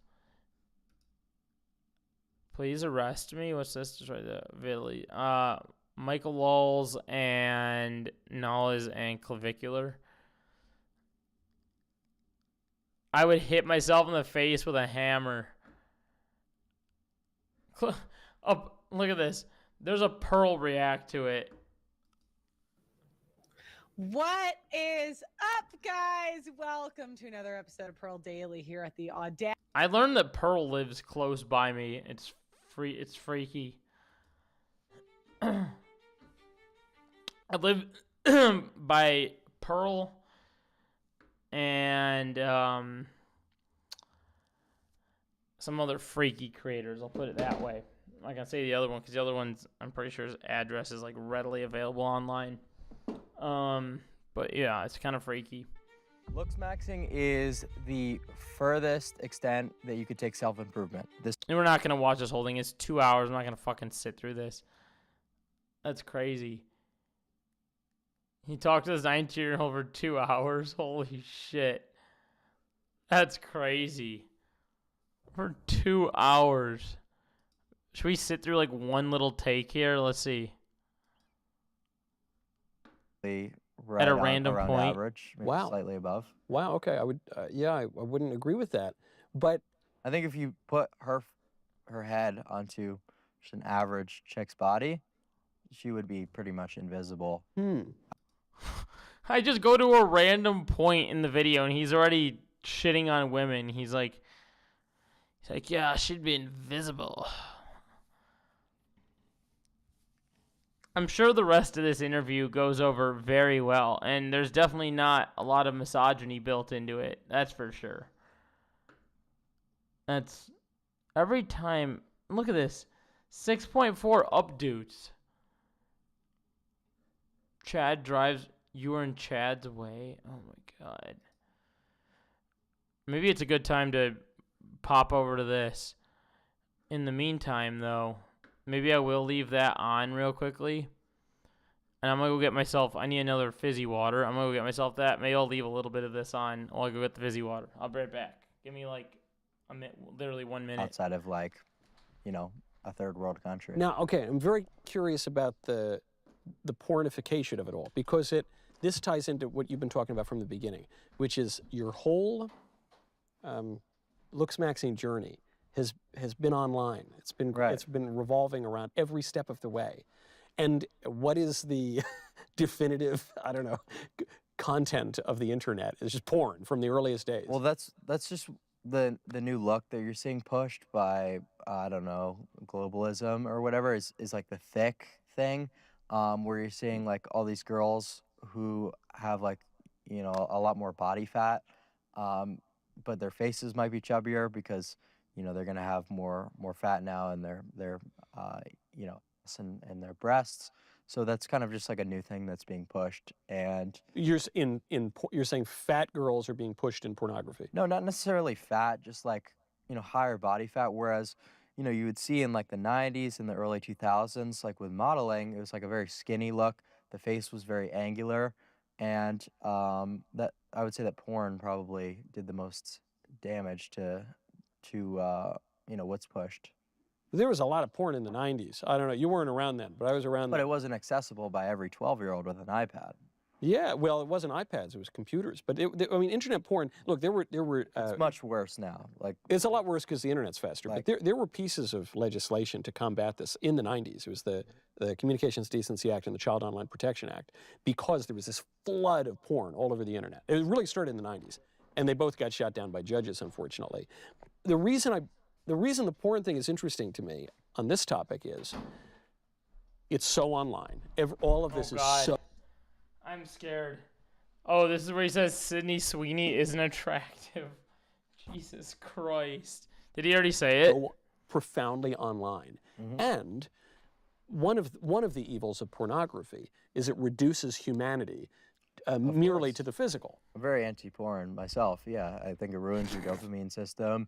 It's going to give you a very bad perception of how women are, in the actual real life, because a lot of it's just acting. It's all fake. This body pic was just moments after he said it. Oh my God. All a fantasy. Yeah, so that has done a lot of damage for people, especially with the recent stuff like OnlyFans and just how widespread it is, stuff being all over Twitter. It's really not good. And I'm simply saying that just like the look of women has been vastly altered. Yeah, I certainly agree, or I strongly suspect, what do I know? I haven't read all the studies, but I strongly suspect that porn so screws up people's brains that it changes their desires and what they consider attractive. I totally agree with that. Yeah. My point, I guess, is that weird? Why do I almost I feel uncomfortable watching this at the moment, because it's always weird when you watch a video of like conservatives and then they say something like this and you're like, wait, I agree. It's like it's kind of, it feels fucked up, but it's true. I mean, I think, I don't think porn's necessarily great for people's brains. Now, do I think it's like inherently bad for people that are, that are doing that kind of thing for a living, or people that do OnlyFans? No, I don't think that's, I think, if that's your thing, fucking do your thing, I don't have anything against that, but yeah, I think like overconsumption of porn is probably pretty bad for you. One of the evils of pornography is it reduces people who are, these integral human beings with. All right, I'm not gonna fucking watch this shit. All right, let's move on. Fuck! Fun reacts. I feel myself getting annoyed by that. I think it's Michael Nulla's voice. Why does it say I have a missed FaceTime call? Who is FaceTiming me at this hour?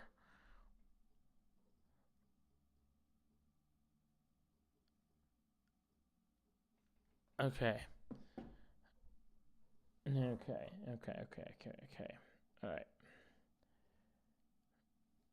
All right. There we go. Okay. Let's take a look at this. The truth about the male loneliness epidemic. What should we go over? Or should we do this? The beauty of making imperfect things. Let's do this first, a shorter video. Beauty of making imperfect things. Who is the creator of this? Jake Frew. Let's switch up the vibes here.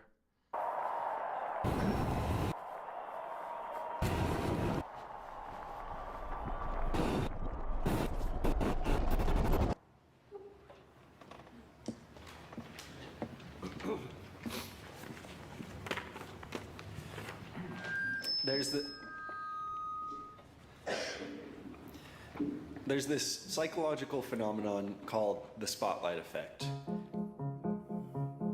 It is simply the tendency to believe that other people are noticing us more than they really are. Since we are all constantly in our own world. Yeah, that's kind of why I picked this video. It's something I actually talk about quite often, where I feel like it breaches, and he might even get into it. I did not pre-watch this, but this kind of thing, I feel like it breaches into people's insecurities, where people think that there's more eyes on them than there are, and or like, I'll have friends that will go and post TikToks or post videos or whatever, and then they're like, oh, but like someone's gonna watch that and they're gonna think this of me or whatever. It's like, dude, I don't even remember. If you ask me a TikTok that I watched yesterday, I cannot remember. I have forgotten the TikTok I watched yesterday already. Unless it was a video of someone being like, I killed someone, then I'm going to remember that, right? But if you're just fucking off and having fun on TikTok and doing your thing, odds are I've forgotten about you already. Like, I do not remember shit. And so, like, this idea of, like, you're on the 24/7 spotlight, it's kind of like a false ideology. Constantly at the center of our own universe, it's natural to overestimate how much attention other people pay to us. Particularly when we do something that feels out of the norm. So when you do something... Dude, that's what we need to do. We need to play Super Smash Bros. On... Fuck, we need to play Super Smash Bros. On stream. Used to.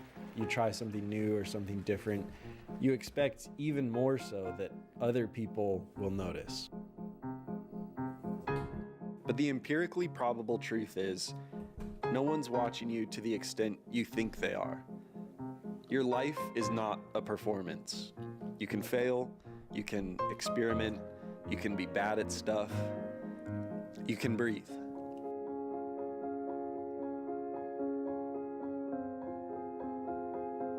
It's often said that we're living in the best time to be a creative person. And while I don't necessarily agree with that on all fronts, I do agree in terms of access to creative tools. I recently used the Typox Samara C lenses for a little mini documentary shoot for my friend's brand called No Former Athlete, and this was my absolute favorite kind of project. It was minimal gear, tiny crew, just a no-nonsense project. I was able to carry all of the gear I needed on my back. I had my FX3, I had the full set of these super compact Samara C lenses, and then a tripod, some filters, and a couple mics. And it is still absurd to me that I can skate around with a small backpack and a consumer, prosumer level setup, but be getting shots like these. And obviously, it's only fairly recently that this has become a possibility. So I'm headed to the... I also feel that in today's society, it's not as much as people want to perfect things and make things be the best they possibly can because of the effect of so many people watching, or it has to be good. Unironically, it's the stuff that gets like messed up that people watch the most, and people will still forget that too. I'll give an example of this. It's always whenever someone makes a TikTok that they're like, oh, I didn't really mean to do that in the video, or like, I accidentally left this in there, or like the TikTok of mine that has 1.5 million views. I didn't really mean to make that video. I just kind of one day walked out my door and was like, it'd be kind of funny if I tried to snap this board or whatever, this board from Walmart, and 1.5 million people saw it. Like, I was like, what the? A video I didn't even plan on making. A video I thought I messed up. A lot of people watched. MoMI today, the museum. But the video that you try hard on and are like, look, everybody, I actually care about this and this means something to me, is the time that people are like, nay. I'm a moving image, just so that hopefully I can get like a little better idea of what type of gear movies were filmed on in the past. If it were the 1960s, the best camera I'd likely be able to own would be a Super 8, like the Kodak Instamatic. Meanwhile, movie cameras like the Ariflex 2C were in a completely different league. If it were the 80s, I'd probably own something like these VHS camcorders, which pale even further in comparison to the Panavision Golds of the time. But now, my consumer-level home video camera is also a Netflix-approved camera. I could film a legitimate movie with... Okay. this camera, and that's kind of terrifying. It's terrifying to realize that there are no excuses left. Nearly all of the obstacles are gone, and there's really nothing standing in the way of us making whatever we want to make. The biggest obstacle now is just finding the courage to make something, knowing that what you make still could just be pretty bad. Honestly, that's kind of how I view streaming, like what I'm doing right here. It's like I don't really put too much thought into it. I put more thought into making videos on my channel. I'm very hard on myself about that. I probably shouldn't be, but I am, because I view everything through like a critical lens of the content and the ideas behind it and how it's articulated. But I think this video is like painting a good picture here. It is really easy to not do anything. It's easy to stick with what you're comfortable with, to continue to mindlessly scroll into oblivion and never expend the energy required to even try. In order to ever even be bad at something, you first have to try. So being bad at something is already a win. And if you're anything like me and you worry way too much... Is that the CTA? Is this guy in Chicago? Is this CTA on it? Oh no, it's New York. Like me and you worry way too much about wanting your work to be perfect. Perfect honestly isn't even desirable anymore. We have the sharpest, highest resolutions. We have the perfect clinical cinematography. We have whatever the latest stupid AI tool is, and no one really cares anymore. Or at least a lot of us don't care anymore. We crave humanity. We crave imperfection because it is relatable. Imperfection is human. Oh, we didn't get any of it. It's okay. It's okay, I've got this part. Gonna check out this skate ditch Melissa knows about. Try and get a shot. Keep the van hidden in these bushes. Where are you, Jake? Where are you, Jake? Got him! No. Actually? That's so absurd. Have you ever noticed that whenever we talk about lenses, the imperfections are the things that are actually interesting to talk about? Lens flares are an imperfection. Swirly. All right, I got the message from the video. Is this only ironically a camera video? Is that why YouTube showed me this? Is it gonna talk about cameras? I don't know, kind of a cool channel. I'll subscribe. All right. Should we do this one? Truth of Male Loneliness Epidemic? Which one? Which one next? Watching terrible vertical shows? I might have to unironically wait on that one. We'll see. There's 4 of you in here? Alright, you guys are chilling. 15 views. 15 people decide to come check it out. What are we doing here? What are we doing? Blah, blah, blah, blah. I gotta decide. Split second decision. Alright, boom.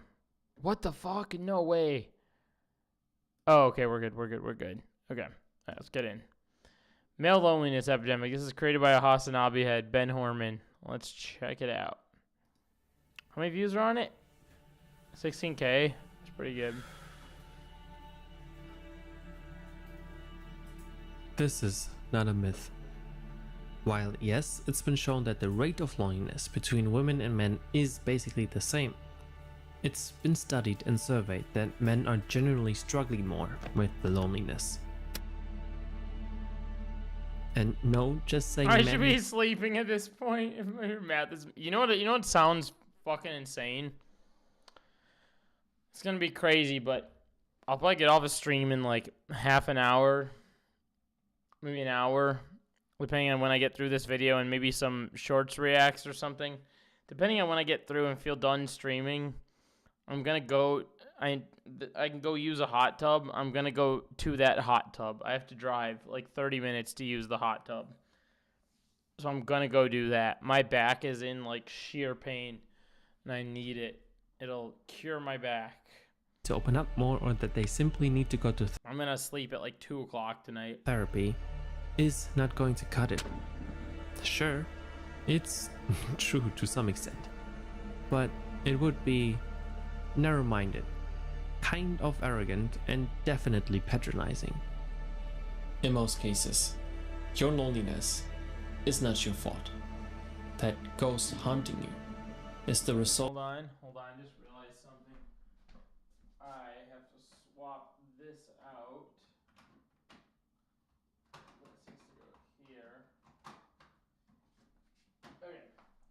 I'm back. Had to recharge some batteries. I forgot to switch over. Of a structure, not only causing your alienation, but also benefiting from it. I'm gonna be so dead. I know. At night I get into this mood where I think about how amazing the morning is going to be. I'm like, ooh, it sounds so nice. Waking up at 6 a.m., make some coffee, and like have an hour of like being awake before most people I know are awake. Like it sounds so relaxing. And then I'll go to bed at 2 a.m. and wake up at 8 and go, fuck! Loneliness is not a personal issue. Morning but person propaganda. Yeah. I'm doing it. A structural one. So, how does the actual matrix look? Oh, by the way, I probably should have prefaced this. This video, so there's been like, I don't know if you guys have seen this. I forgot to give fucking context because I'm spacing out. There's been like a whole slew of videos of like male loneliness epidemic. You guys have probably seen some of them, perhaps. There's been like there's like people talking about it right here. There's a deep dive into it. This Rachel Oates video, the insane rise of male loneliness epidemic. There's just been like a slew of videos about it, right? But this video over here, and by the way, this is not to say that, the ladies don't deal with this as well, but it's been like a pretty broad topic online, and I think a lot of it has to the reason we'll get into it, but a lot of it has to do with like the shitty ways that men treat women as a result of it too. And it's not only that, but it's just like talks about identity crisis and the way men are like exploited on the internet and so on and so forth. So there's some interesting points he touches on. And more importantly, who is profiting from your loneliness?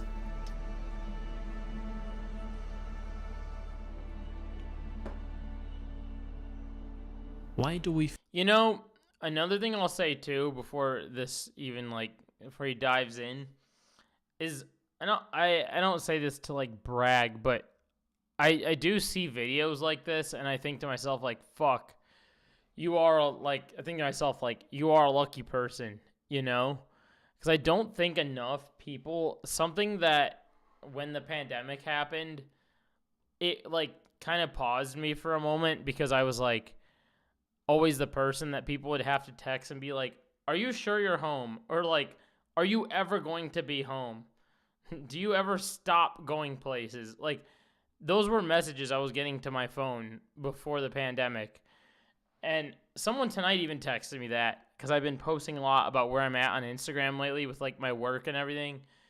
And someone tonight was like, do you ever stop working?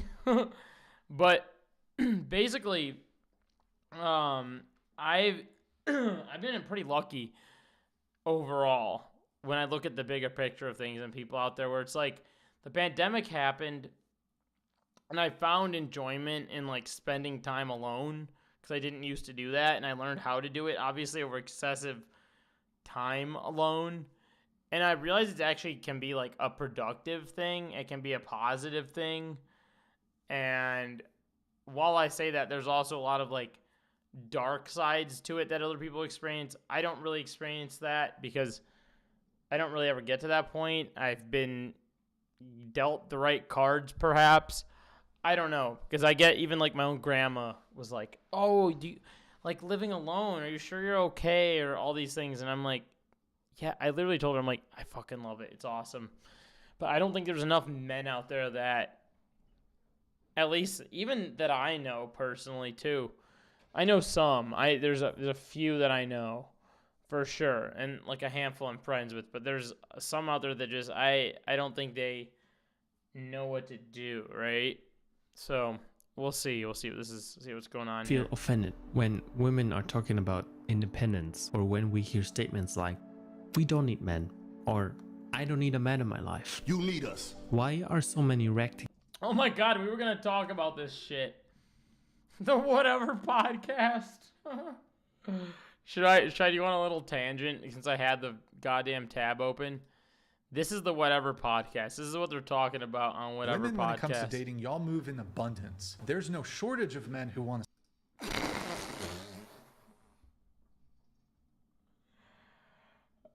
Oh god, we're off to a good sleep start. with you. Whereas a lot of men, the experience of most men live lives of quiet desperation. Most men don't have 10 women in the friend zone who would readily f them. Women, y'all always have a man in the pocket. Women, you always have a man in the pocket. He says it out of like, he's like, I'm jealous. That's such a god. That's a false statement right There's there. a guy who's like would absolutely. Now, is there like, is there like a disparity? I think what he's trying to say, and what he should have said is like, I genuinely think this is what he meant. Like when you're on apps, especially dating apps, is there like there's no such thing as lonely women. I think what he meant is like when you're on dating apps, there's like a disparity of like between a man to a woman. Like I was telling and I've even like looked at this myself in real life. I was telling one of my friends recently, we were talking about Bumble, and I don't even know how it came up, but I told her, I was like, I've never personally had anybody hit the like button on me on Bumble ever. And she looked at me like I was an insane person. And I was like, no, I actually have never had that happen. And then she was asking me like, oh, what about Hinge or like any of those other ones? And I was like, I think maybe once, maybe twice someone's hit like on me before. And she was like, what? And it was crazy because I think it ends up, I don't know, maybe perhaps it's more commonplace for people to have more women to have likes on there. And there's a bunch of disgusting men that just hit yes no matter what. And men are less careful when hitting the like button. They just hit like a whole bunch or something. So there's going to be a disparity because of that. And women actually are like thoughtful and actually looking at their shit before hitting yes. So I suspect that has something to do with this that he's saying here. I don't know. Be a total fucking simp. You could run that relationship and he'll be a simp. He'll pay for dates. He'll simp for you. He'll give you money just to have access to you. You move through the world with the sexual optionality of a rock star. You move through the world as if, like, in terms of the men. A rock star. Men that are just like, want some.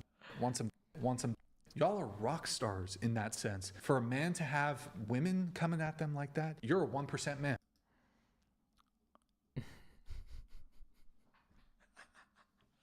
There are men that do, for lack of a better example, there's men that actually do have that. He's talking about himself. It's awesome. He's like, I wish I had that. You got to be a 9 out of 10 to get that kind of attention from women. An average woman, a below average woman, is getting bombarded. Also, that's just like a self-fulfilling prophecy over attention, right? God. Let's see, body count reveal. Oh God, this is my favorite. This is my favorite part of the whatever podcast. This is my favorite. It's when this guy's like, your body count. What is it? Please tell me. I need to know. Otherwise, you're leaving the room, you fucking idiot. What's your body count? 9. 3. All right. What's he going to say to it? What is his response going to be? She said 9. She said 3. What's he going to say next? 3. I'm not going to give y'all an exact number. Give us the girl number. I would say for women, it would be, I would say like... Is this what you're singing like? 6? 6 women. How many men? The range is 4 to 5. Okay, what about you, Isabella? Say it. 2. What about you, Lauren? 6'7". Lauren? 15. 15, okay. What's That's such a weird question to ask. I thought he was gonna respond to it. That's why I waited. That's such a weird thing to. Like, why are you asking them? Who fucking cares? Who cares? What the fuck? Why is this a thing that men get stunted over? Like a woman's body count. It's like, I want. How dare she? How dare she sleep with another man? It makes him feel extra insecure. That's so funny. They were talking about this. That's a taste of what the whatever podcast is up to. Oh, look at that entitled, self-centered bitch. And yes, I'm talking about you as well, you hot fanboy beta performative male twink. Hey. A twink. I'm hot? Looking at the traditional family structure, it's obvious that a clear codependency exists. The husband is meant to get food on the table, while the wife does care work at home. A woman's main goal in life used to be finding the perfect man who can provide. Oh my god, this is like the trad wife thing. People that fulfill the traditional roles, right? I still hear like a lot of like right-wingers talk about this kind of thing. Right? Care for, or protect her in exchange for her service. Men were the heroes of society that were looked up to. The nuclear family ideal. I think caring that your partner's a virgin is some of the most virgin shit ever. It is. It really is. It's like, who gives a flying fuck, you know? Having a woman on your side is like a proud achievement and confirmation of your manhood that has been taught to us ever since we can think of, not only by our social circles, but also by movies or advertising. This is also why a lot of men feel proud of having, let's say, a high body count, a wife, or being rich. And I'm not saying that with any judgment whatsoever. This is simply the socialization we grew up with. So our identity is heavily I'm not gonna lie, and that's kind of it's kind of a crazy thing to maybe, and I hope I'm not alone in this, but I never really grew up like having those things set into my brain, like at all, as a matter of fact.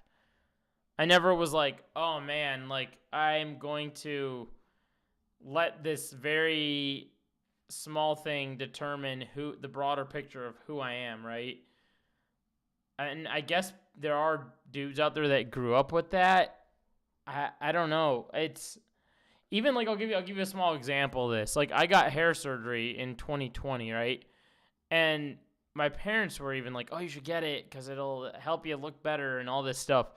And meanwhile, I was like, "I don't care." I'm like, anyone that sees my hair is thinning out, they can say it. I don't really care. I'll just move on with life, right? And it's like these things of like having to look better and not have thinning hair at an early age because it'll, you know, make you look a certain way or feel a certain way or whatever. You know, it's a very, I guess those short-term things shouldn't paint the broader picture of like who you are, right? Like your body count. Why does that matter? That's not even like something that's ever crossed my mind. That doesn't matter. All that matters, honestly, is your vibes and how you treat other people. That's what matters at the end of the day. If it's not that, then you know what? I don't know why you're caught up in these other things. Because we're in America. Everything's vibes. People remember you for who you are and not for the things you have. Right? And if they do, then they're kind of like a small-minded person. Dependent on romantic or sexual relationships. That has always been an essential part of what it means to be a man or a woman. I'm only whole if a woman or a man recognizes and validates my being. But times are changing. This supposed traditional utopia has been exposed as nothing but a romanticized lie.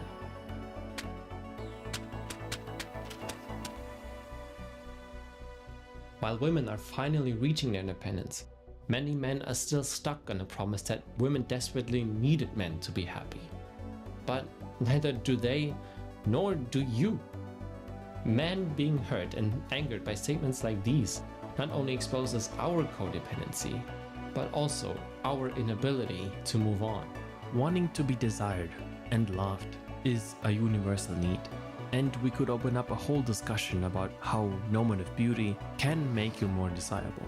I don't want to sugarcoat that. It's always easier to talk about all of this if you have been in a relationship. I am aware of that.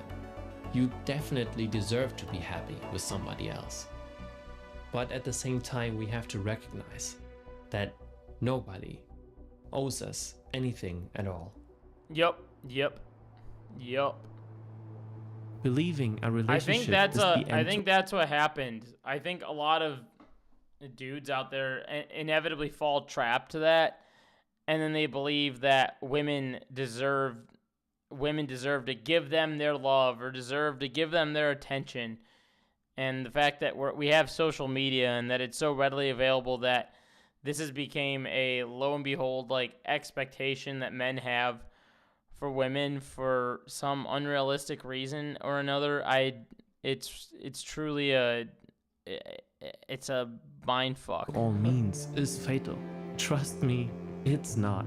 Believing women alone will be the cure for your loneliness makes it easy to blame them for every negative aspect of your life. Also, a huge male loneliness epidemic. It's actually really, that's because women are unmarriable. Discussions about the nuclear family ideal. That's because women are unmarriable. he says that with so much confidence. It's because women are unmarriable. God, what a shithead. How are people still getting away with those takes in 2025? Sad, man. Usually not about the desire to be loved or having a happy family life. If you're being honest here. You know, for every person that agrees with that guy is probably a lonely motherfucker. It's more about the loss of power and control. It's time to wake up from that romanticized past. This is a world that simply can't exist. Surely that dude isn't repressing anything. Anymore. Despite what others will tell you, this is not a political take. While that lifestyle has been heavily propagandized, it was still ultimately a voluntary choice by many. Force will not result in a thread-wide fantasy. Decades of social and cultural progress would need to be reversed, which, let's be real, won't happen anytime soon, even with violence. Sure, you can force someone to submit, but that wouldn't be the traditional family ideal you were dreaming of, right? Whoa. Except this is the actual desire behind the nuclear family fantasy. Men's roles aren't only being questioned now, their standards are also unattainable.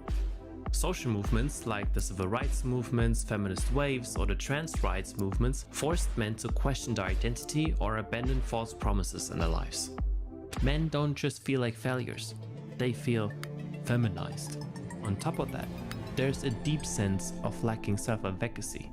They were promised that with enough hard work, anyone could achieve prosperity. Oh God, is he talking about this online phenomena or just talking about in general, like societal expectations? Because if he's talking about like online, it's really fucked up the pipeline that you can go down as a man online, where you can get, like, I almost fell trapped to it for a little bit during the pandemic when I started watching Gary Vee.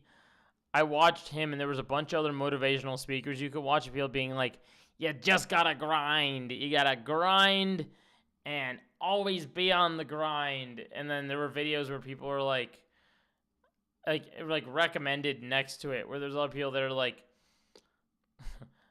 what was that one where it was like that one dude like made his 14-year-old give a motivational speech, and then there was like it runs down, basically what I'm trying to say is it like runs down like a whole pipeline of like, you know, unrealistic expectations that if you just do it regardless of how bad it is, you'll be good, you'll be well off, you'll make the money.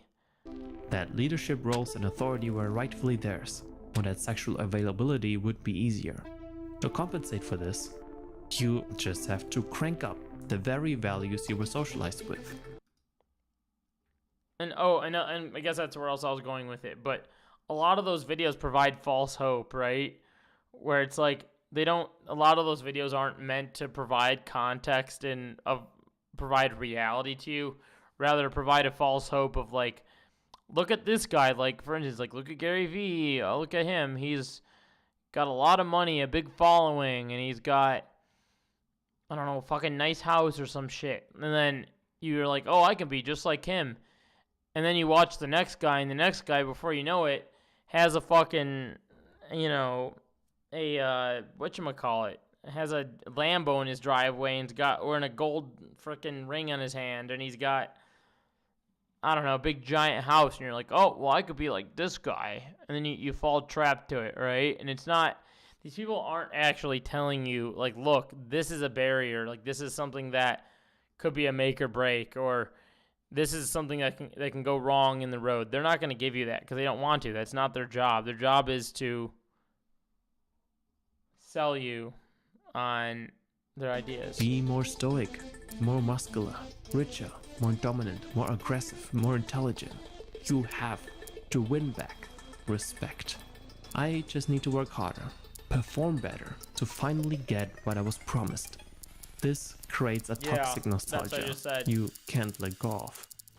That identity crisis yearns for answers, not only judgments. Perfect circumstances for a sales gig I had once started. I should pull chat on the screen. I always forget to do that, and then people in the VODs chirp at me for it. A sales gig I had once started their days with motivational videos. Those types of dudes, and not appreciate calling them grifters. Yeah. I was saying this to a friend the other day. Sometimes you just have to, like, if you see something in broad daylight like that and you know what it is, you just have to say it out loud. You can't, like, pull that into yourself and let yourself think it and then be like, no, you got to actually say that shit out loud and, like, call them out, because if you don't, no one's going to, and it's probably going to lead to other dangerous things. And it's just important to, like, speak your mind, I think if you suppress everything you're thinking, you're going to turn into kind of a fucked up person. exploitation. In my previous videos, I've made the mistake of not explicitly differentiating. Let's see. I wonder if other chatters fell asleep yet. Let's see. No, there's still 4 of you in here. We're seeing if other chatters fell asleep. Nope. Still chilling. Nice. Grifters and participants. I want to clarify that it was all directed towards the grifters, not minimizing. Yeah, and the crazy part about that, the fresh and fit guys, the crazy part about that is, like, these guys' end goal is to make money, and the people that are getting duped by them don't realize that. Rather, they just keep getting duped, and then before you know it, I will be gonna pass out soon. How was your dinner? Weren't you making it? What'd you make for dinner? Aren't you making, like, a little meal when I first started stream? Or talking down your life experiences. Dude, men are fucking lonely, bro. People don't seem to understand that. 77% of men. Stop being a depressed piece of shit. It's a choice. What I failed to highlight was how disgustingly deceptive the grift is.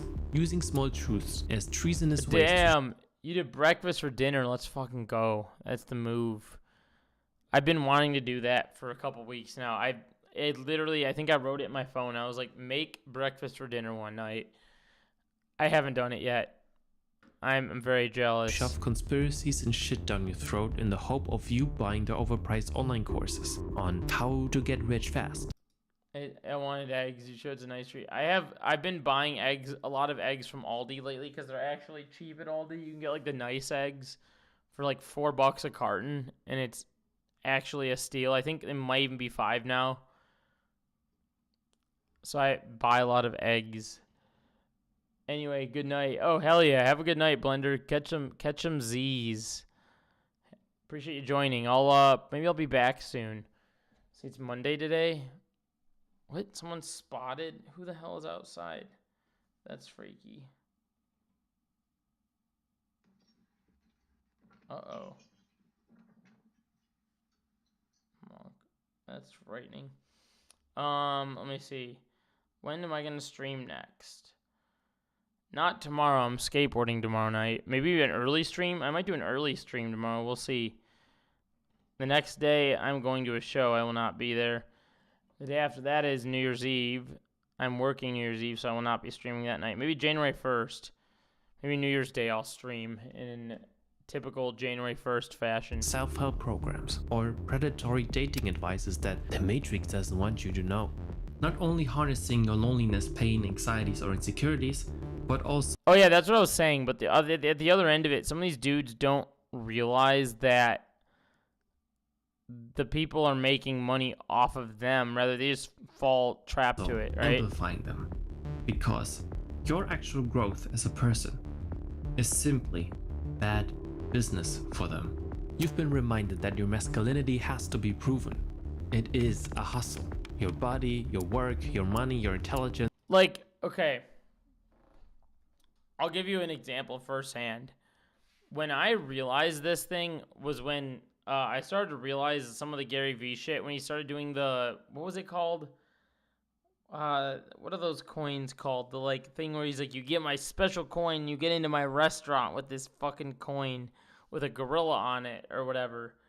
I'm drawing a blank of what that was called, but when he did that grift, that was when I was like, all right, adios, Gary Vee. Your status, everything needs to perform. This is a competition.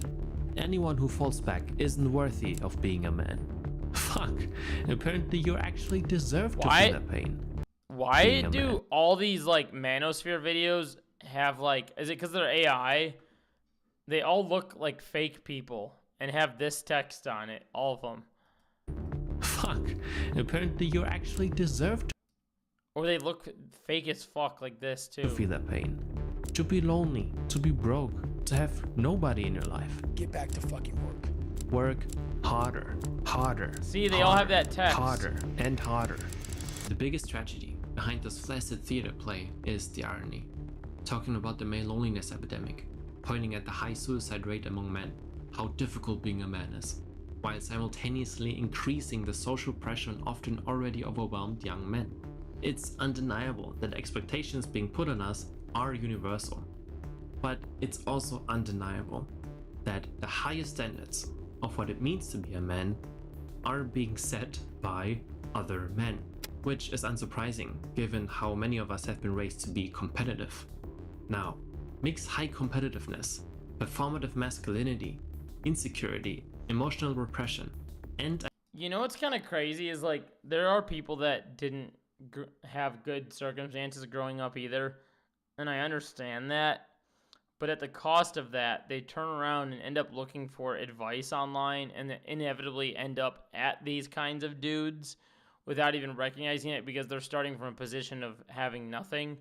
So a dude that has everything seems awfully, you know, like the bright shining diamond to them. And then they're like, well, fuck, I gotta be like this guy. And before you know it, they don't really have much else to compare it to. Like, they don't really have many other friends. Or they haven't, if they do, they haven't seen, like, what their friend's life is actually like. They don't really have much to compare to, so these dudes seem very appealing, right? An identity crisis with... This video is sponsored by you.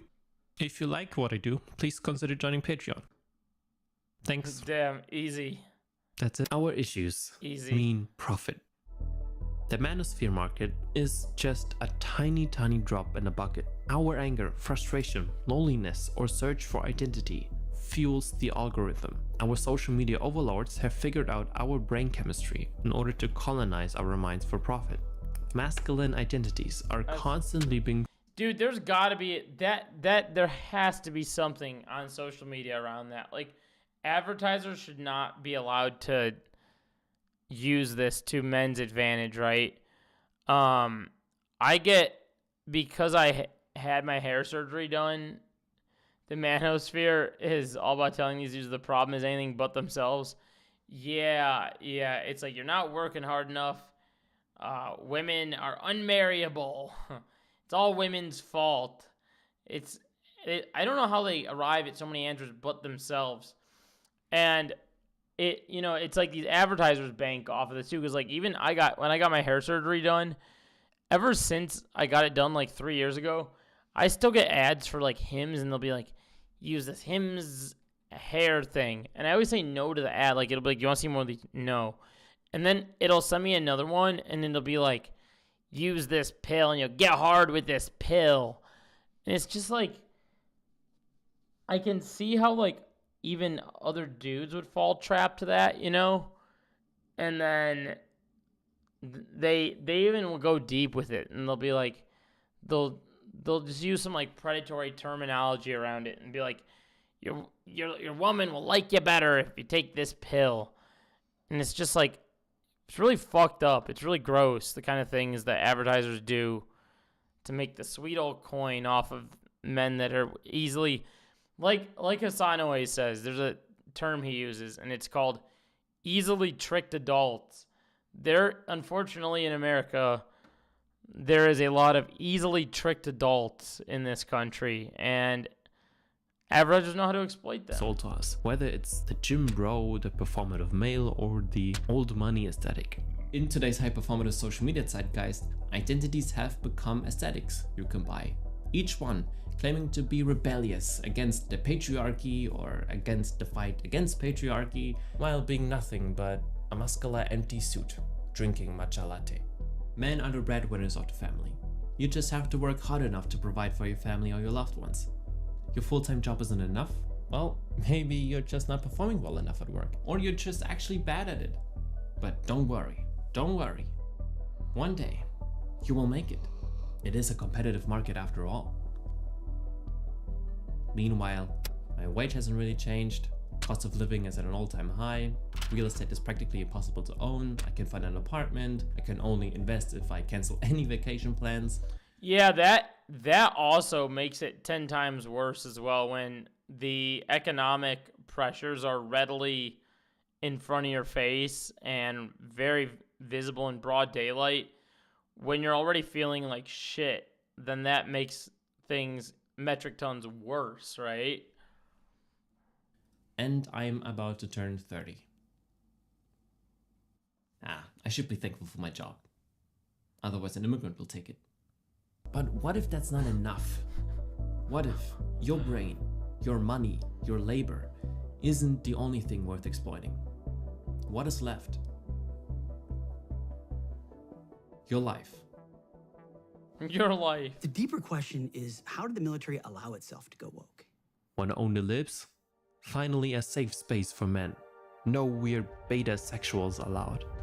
I mean real men. Men are meant to go to war, regain their honor, dominate and conquer. The ideal place for self-discipline, fitness and camaraderie. For the longest period of human time, for a man to be respected, for him to even be admired by society on any level, to some degree he had to be a warrior. That's what men did. We fought. You remember when people got mad at me on my channel? This is like old channel lore, but people got really mad at me for my Andrew Tate video that I made. And I was just getting like bombarded in comments for like a few weeks there on the Andrew Tate video. I'll see if I can pull up the comments from it, but I remember that. People were so mad at me. I somehow ended up finding like all of Andrew Tate's fans. Oh, there was a couple of them. There was, let's see. It was this one. Tate.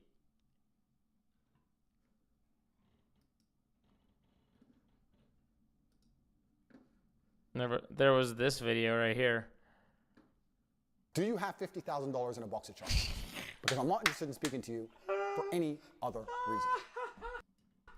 This man wants chocolate. Andrew Tate official statement. This man wants chocolate. Let's see. Yeah, look at this.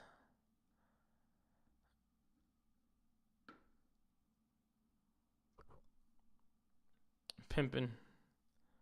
Clout chasing. Boring. I mean, that's all I can take. This dude putting another man down, talking about me. Some people want to be like Andrew Tate. Some people want to be like Bosch and Destiny. Max, you are goofy. Rare YouTube L.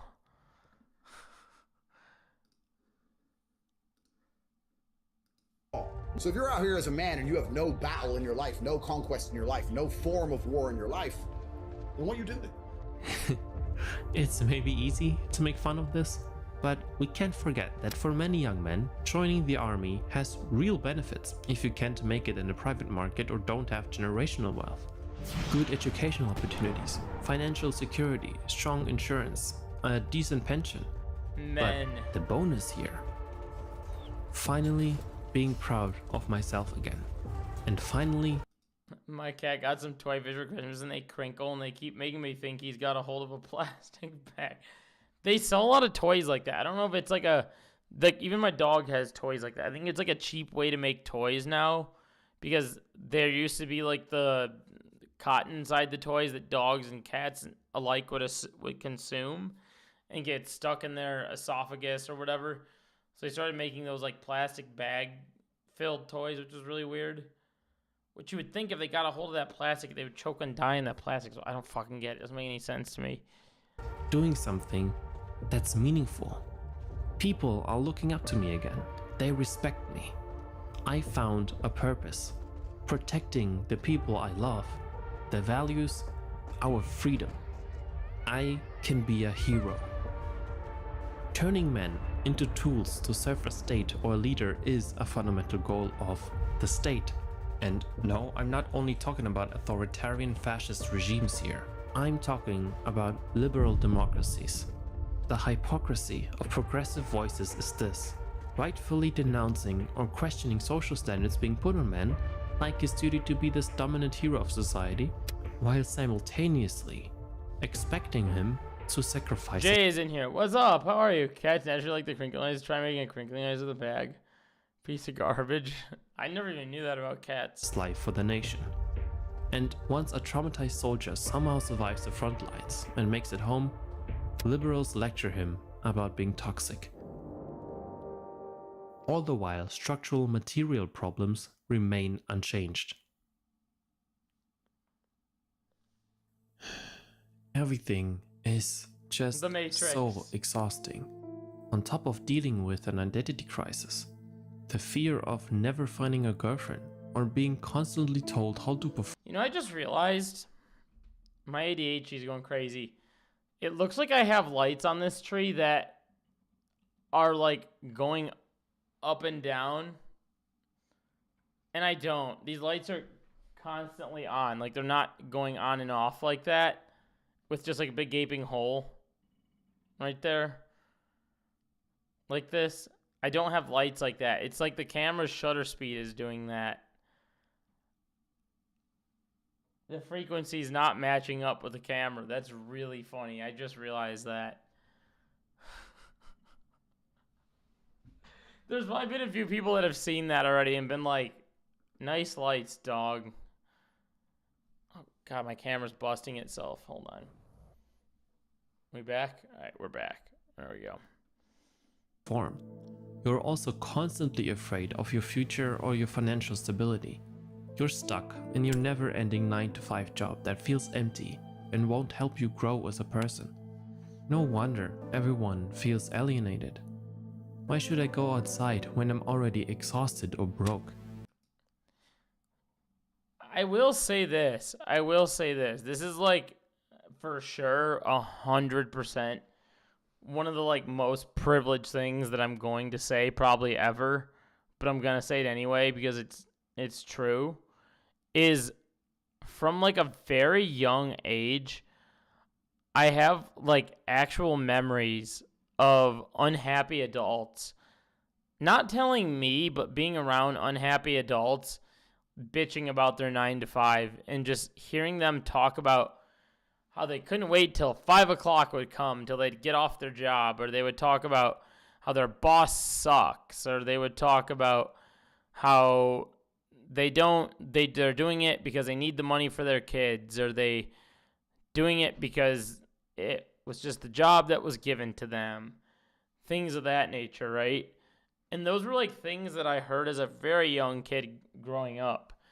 Even in like single digit ages. And it was really interesting is when I was brought into high school, we had to take this class. I don't remember. I think this is what it was called, but I don't know. It was a class about the supposed American dream. And they talked about having this 9-to-5 job and like tried really hard to glorify it in that class. And like I saw a lot of people in that class like fall trick to it. Like a lot of people in that class were like, oh, yeah, this is the thing that I should like. Okay.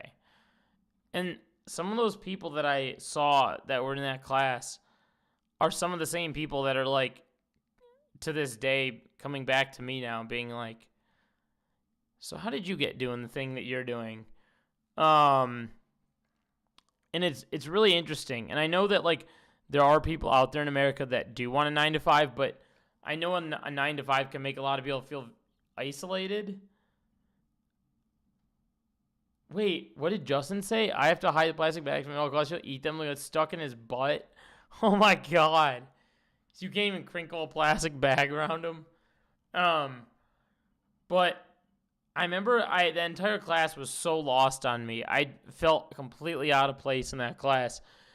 And I remember leaving the class at the end of the year thinking, well, that class didn't do me shit.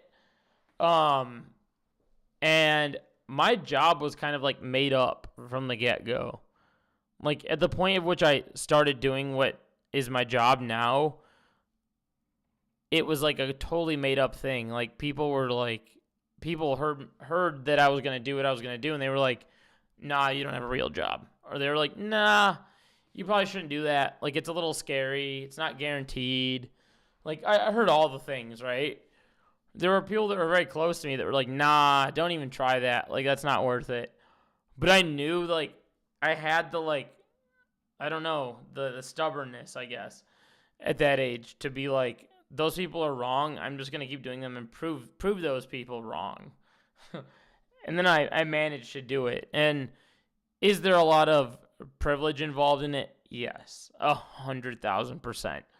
There is a layer of privilege, but is there the other part of it that was a lot of hard work and dedication to it? Yes. I don't think it's all privilege.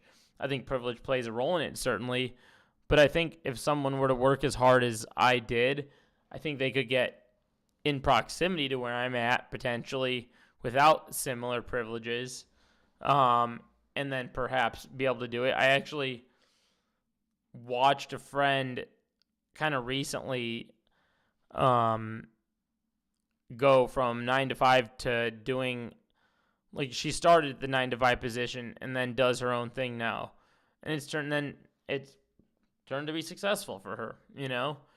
And this style of job's not for everybody, but I do recognize that 9-to-5 jobs make a lot of people feel extremely isolated, and that's all a big long rant. You know, freelancing's not for everybody, right?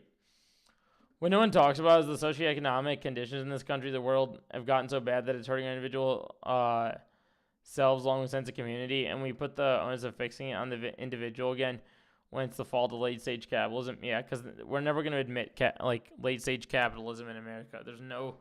There's no point in this country where we're going to be like, actually, we're extracting too many profits from the laborers that we're exploiting. That's never going to happen. It's just not. Bottom line, it's not going to happen. It sucks. Maybe potentially in New York, maybe it'll become more clear at a certain point, but we shall see. We shall see. I've outsourced my social life to Discord, Instagram, Tinder, or whatever because it's easier that way. Or I'd rather watch an overlong video essay on the men's crisis for the 20th time. Thank you. The hustle culture falls right into this trap. Men are more willing to overwork or sell their labor for steady wages because they believe both in work being a masculine trait and in the possibility of becoming the next trillionaire. But it isn't just the economic market here. everything is a market now. Masculinity, relationships, intimacy, hobbies, sports, education, art, even fucking time itself. Everything is a commodity. The worst part, that means everything becomes a competition.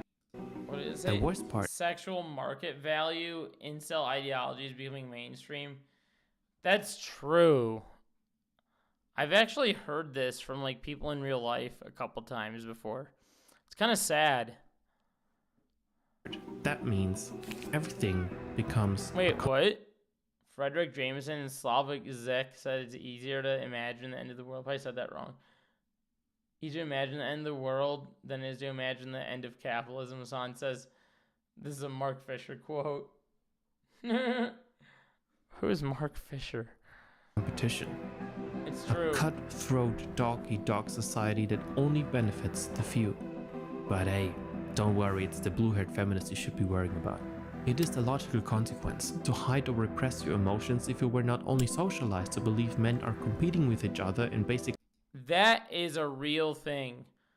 I've been like called out for this. Like one of my friends actually like kind of calls me out on this like really frequently.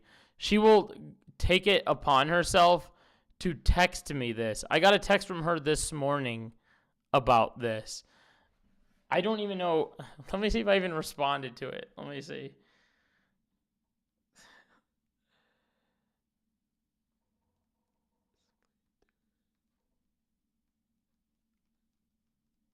Let me see.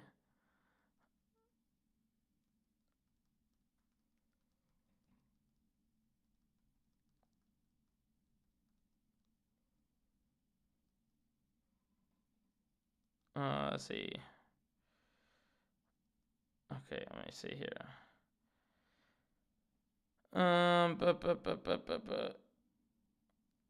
Oh, I did respond. I didn't think I remembered responding. Because it's like, I think she, like, I don't know.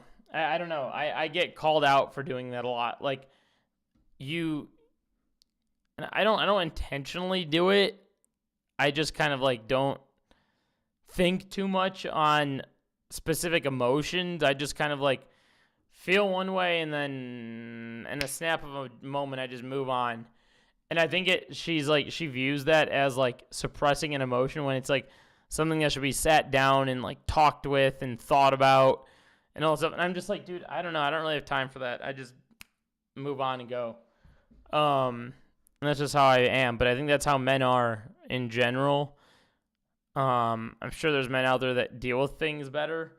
But I'm just the kind of person where I'm like, something fucks with me. I'm going to think about it for a second and then go, fuck it. Move on. Unless it's, like, pretty terrifying or, like, pretty scary or, like, worrisome, then I'll spend some time, like, thinking about it for a while. But stuff like that doesn't usually come up too often. Everything, but also that the stoic, confident, but rational... also, too, you were trained as a man from the get-go that you're, like, weak if you cry or that you shouldn't cry around your homies because that's a beta behavior or whatever. Cold and successful father figure in the nuclear family model is the ultimate goal you should strive for. If not showing weakness and asserting dominance is supposedly necessary to stay on top. Oh, that they did talk about that in an American Dream class I was telling you about that I took. They talked about that nuclear family or whatever. Competitive hierarchy in a man's world, then violence becomes a reaction attempting to regain control during situations of powerlessness. Do you think, dude, when I was in China, they never had a class called the Chinese Dream. What the fuck? What's happening, America? What are we doing here? What's going on? That isolation and loneliness are the ideal breeding ground for hatred and nihilism is, I believe, something we are all aware of. Nevertheless, I must emphasize once again that this hatred is not only what kind of high school classes do they have in Naperville? Yeah. They have classes. My teacher that I had for speech just got out of jail like last year. Put it to you that way. Online incel communities, but is also heavily politicized by right-wing extremists. Echte Männer sind rechts. Recruiting men for the military may be a form of universal state If you were at the Danny Gonzalez thing, you heard him make a joke about said teacher. exploitation, but the almost fetishistic emphasis on order, discipline, and healthy, strong male bodies belongs solely to fascism. All right, we're gonna do a sleep check. We're doing chatter sleep check. See if chatters fell asleep now. It's getting late. I'm like, I wonder what chatters are in Twilight. If I feel fall asleep while watching stream, which is so valid because I do it. Okay. Just what? Okay. We're good. We're chilling. Let's get back to it. For example, in the Republicans' political playbook, Project Got your 2025. dinner out of the oven. You've been asleep for hours. Funny thing, I'm gonna get off stream and go freaking hot tub it up. Oh fuck! Hold on.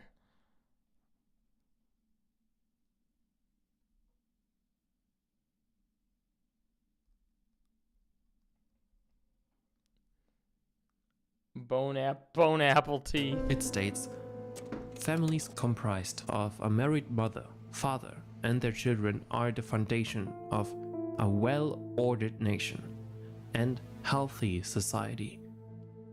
The male-female diet is essential to human nature, and every child has a right to a mother and father.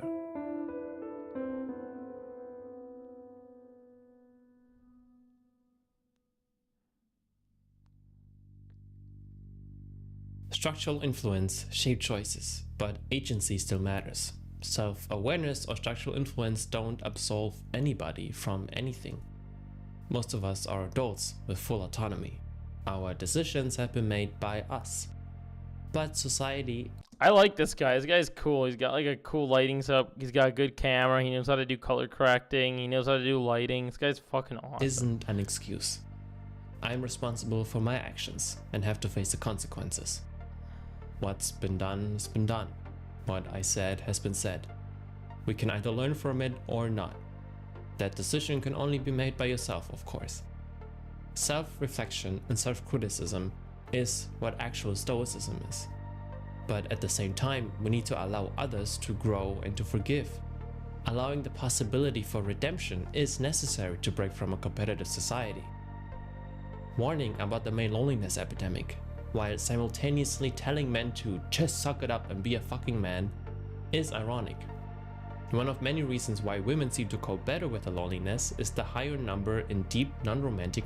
Yeah, showing like a moment of weakness as a man is like a thing that's like looked down on, right? Where it's like, don't do that, don't do that. It's beta behavior, whatever the fuck. It's so weird. It's so strange way we've like bought that narrative. Relationships. This is only possible if we allow ourselves to open up more and actually talk about things that are personal. Or build platonic relationships. Talking is of course only one of many. Yep, this is a huge fucking issue. This is a huge issue. I cannot stress this enough. Holy fuck, this is like something that I live very strongly by. And I've been lucky enough myself to have this my entire life, but a lot of people I'm finding out are not good at having platonic relationships at all. And when I started to realize this issue with people, I was kind of like, wait, this is like, I didn't recognize this as like a problem that people had at first, because I was like, I'm like, you go to school, you're friends with men and women, like, it's just your friend group, right?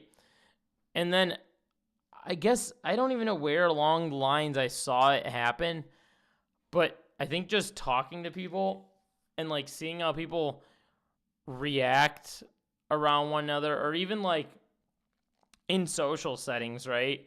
Like I see this with, like, there'll be a girl I'm just like hanging out with, just a friend.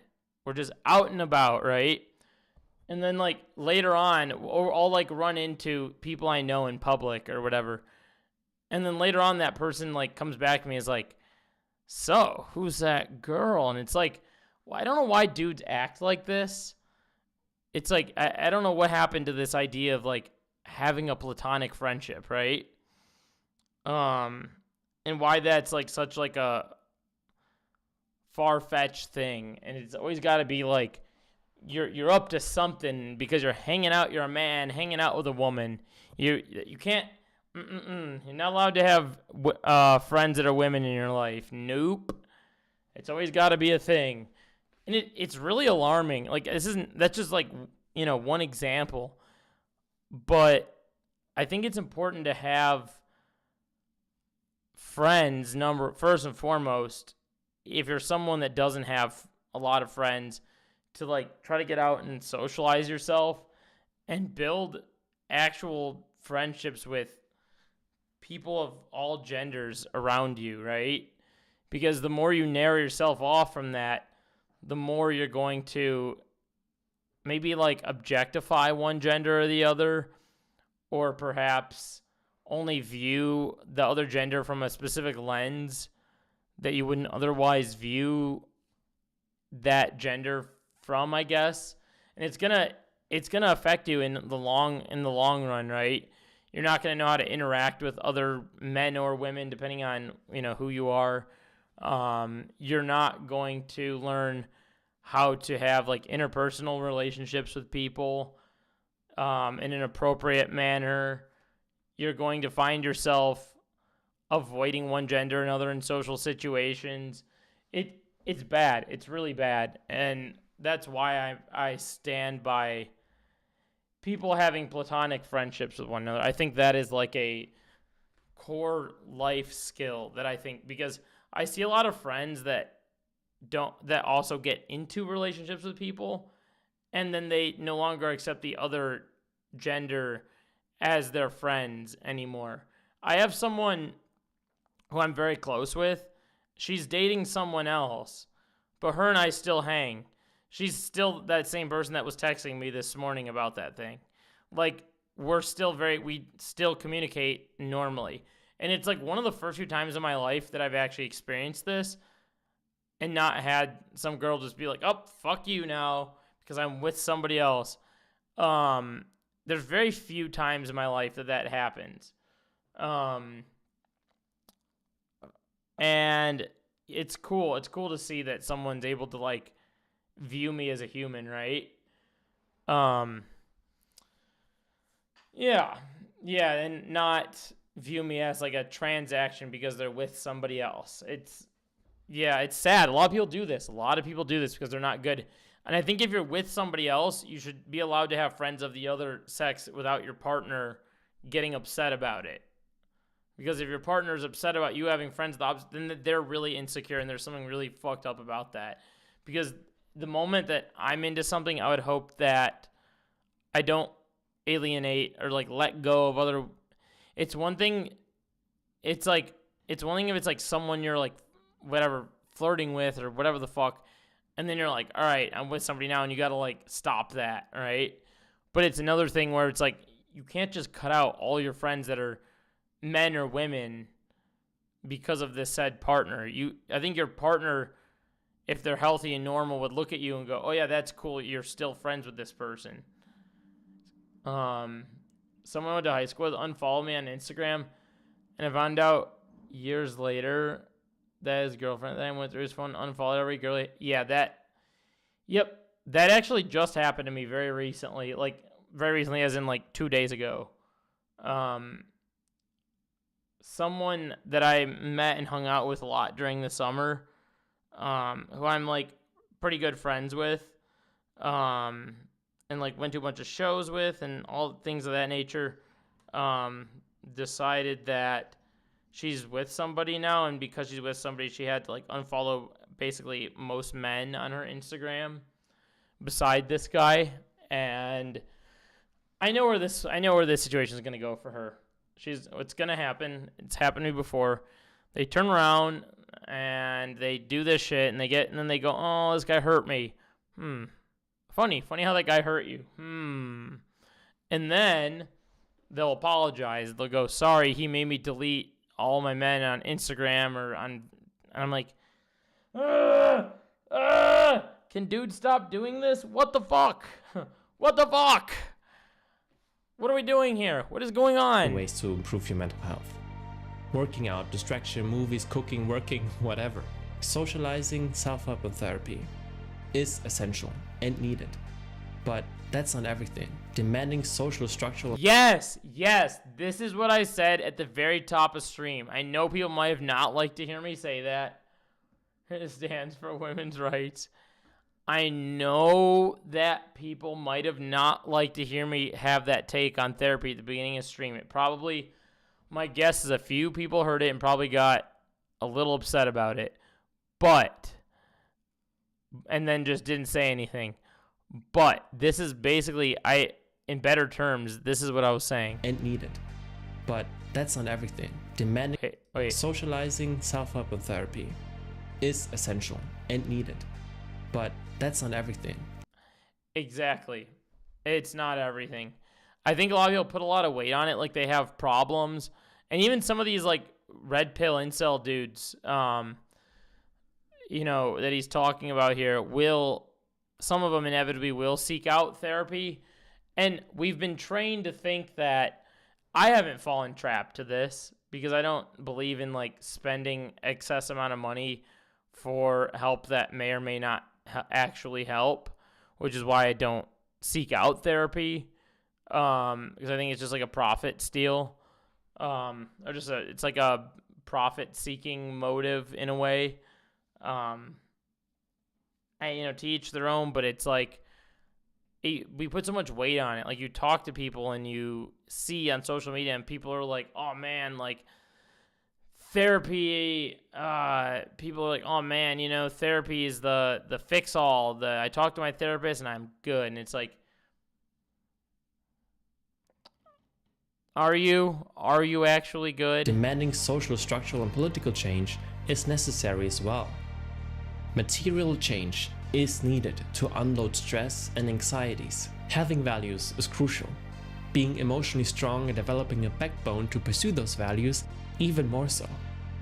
It's just so important for you to ask yourself whether those values... Where you've been in therapy is what you get out. It's been very helpful to me. I think it can be helpful to people to varying degrees. I think it's helpful because some people just need a place to vent. They need someone to talk to about their problems in their life, to sort out things that have bothered them in the course of their life. Why do I look bald in this thumbnail? What the fuck? The mini thumbnails make me look bald. Okay, Jesus Christ, that scared me. Yeah, I think it's like it is what you put into it, but it also, like, I know plenty of people who've put a lot of work into it to get... Who the fuck tried to FaceTime me again? What the fuck? Oh, it was a client butt dialing. Jesus Christ. Yeah, so it's... I think it works for some people for aspects like that, right? There's like things you can feel as though you've sorted out, but I still view it, no matter what, as a Band-Aid solution. I think it can be helpful, but I don't think it's a fix, if that makes sense. Whereas the outer perspective on it in the real world of things is like, go to therapy, it'll fix your problems, right? And there's even ads that say that, like, you're dealing with this, come to therapy, it'll fix your problem in no time. I think it's just a Band-Aid. I will never not view therapy as a Band-Aid. I'm sorry. I know it's helpful to people, but it's the only way I can possibly view it. I do not personally think it's a hard fix on all of your problems. I just don't. Are coming from inside you or being put on you externally? How much of it is coming from social pressure? And yes, even feminine twinks like myself believe in protecting, caring for... My therapist isn't going to cure me, but she's been more than a Band-Aid. It's more of a cast. After walking on a leg that you didn't know was broken. Yeah.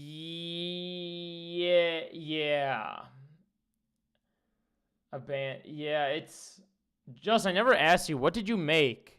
I just realized that. So you got your dinner out of the oven, and I'm now curious what you made. Blender made breakfast. I want to know what you made. This isn't going to a cure, but she's doing more than a Band-Aid. I guess a cast is a good way to put it. I guess that's... Because, like, from the longer term... You ate a trash pizza? What kind? Come on. Drop the brand name. Drop the brand name. Some of us have issues, man. Yeah, I think it's just like a cast is probably a fair assessment of it then. Because then you probably arrive at other issues you didn't know you had at a certain point, and then you can, like, sort them out. But the reason why I still say it's not a fix is because I don't know anybody that's been like, oh, I've had 10 therapy appointments. I'm all good. Life's perfect. Nothing's wrong with me, certainly. And then the other thing that I have a hard time believing is that we're supposed to be these perfect humans with no problems. Like, I always say this to everybody. I think it'd be fucked up to walk around life and have no problems. Like, I think we're meant to be, like, partially broken as people, right?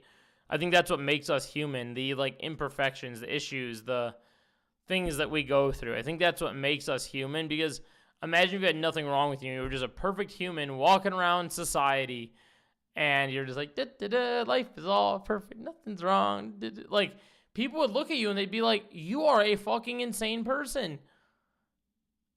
They'd be like, what the fuck is wrong with you? Whereas, like, I think it's good to have Red Baron, only the finest. Come on, man. At least get some, like, Giordano's frozen pizza. Fuck. We need to do a socialismus in this chat. I need to order Chatter's frozen Giordano's pizza. Socialismus version in this community involves giving Chatter's Chicago-style pizza, shipping it off to them. Give Chatters a taste of real pizza.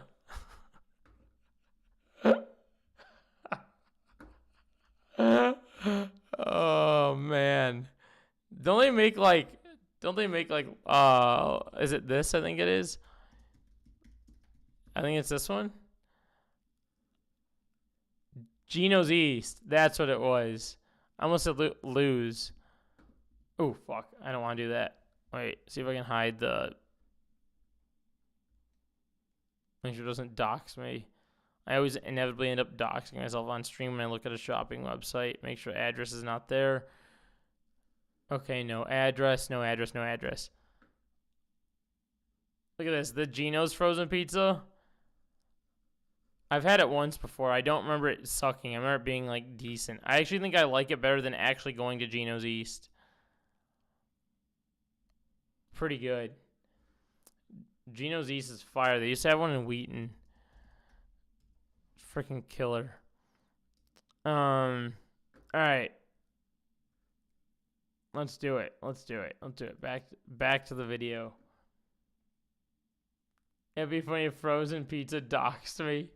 You guys have seen that before. I'm like, let's look at this Amazon product. And then my address is just like right there. And I'm like, oh! Hassan had Pisano's when he was in Chicago. Have I even had Pisano's? Why did he go to fucking Pisano's? God damn it. I mean, I guess that's probably what, OG? Chicago style? No? I guess that's probably the better one. Lose.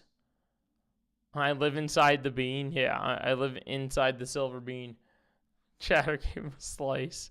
Oh, that's right. That was when you met him, I think.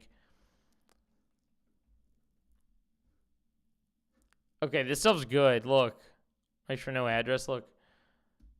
Pisano's. That looks pretty fire. Okay, it's better than Lou Malnati's. Look at this. Lou Malnati's.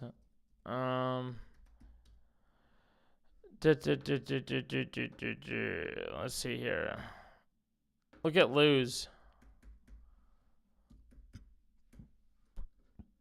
Let's see. This is Lose right here. This is like a bad picture of it. Here's a better picture of it. Lose is not my favorite. Giordano's. Now look at this. Giordano's. This is Giordano's right here. This is where it's at. This is talk to me. Why don't you? Yeah, that's what I'm doing. Look at this right here.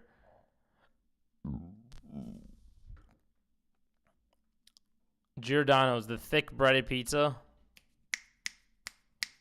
This is where it's at. This is the goods. Back to the Providing video. for the people I care about. But protecting from what exactly? Sure, the world can be hostile, but living in constant fear and competitiveness turns your neighbors into potential targets you have to watch out for or dominate in a performative market. Solidarity has no gender. I believe it's our solidary duty to care for each other and to overcome that self-destructive cycle of competition and Dude, I have this thing that I want to go get so badly right now. I can see that I need it by looking at my face. Especially right there. I'll be right back. Let's see. Look at all this good pizza while you eat your trash.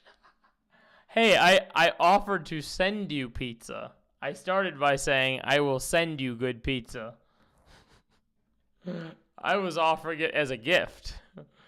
Let me go get this thing really quickly. I need it so badly right now.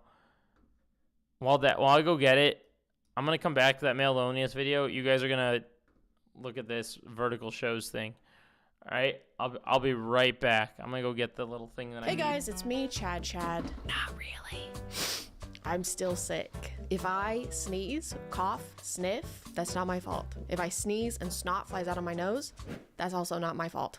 Every day I wake up and I've been tagged at least 5 times in the comments of one of those short vertical shows. Why did I say shows twice? It's in my blood. I can't stop. I'm trying to remember the last time I made a video about one of these. I think it was at least like 2023. And if you didn't know, it's 2025. So it's been a minute. We're kind of due for one of those. So I found this account called shortmaxapp_global, which I think is some kind of variation of the Real Short TV app that I've used in the past. I have a feeling that these are all owned by the same massive company or production company, and they're trying to saturate the market as much as possible, and that's why they have so many variations of these kind of accounts where they post parts of the short vertical shows. So this account has so many series on here for free. All right. I get Red Baron pizzas and I have a coupon to get them for $2.99. Let's fucking go. Let's look at the. I need to investigate Red Baron pizza. Honestly, which one is it? Is it the deep dish or classic? That actually doesn't look bad for frozen pizza. I'm not gonna lie. I would actually eat that. Used to rock them all the time as a child, so it's comfort food. Oh, fuck yeah, that's what's up. I love eating stuff like that. There's a couple things that I will dive into, such as Hungry Howie's Pizza. Does any chatters in here know Hungry Howie's? It's like a Michigan thing. Hungry Howie's Pizza. I will dive into this every so often because of that same reason. I do the classic crust. You guys ever use this thing? The classic, it's just trash. I have this thing right here and it like gets rid of this fucking thing on my face. It gets rid of like headaches I have. I don't even know what the hell it is. It's like called like a roller or something.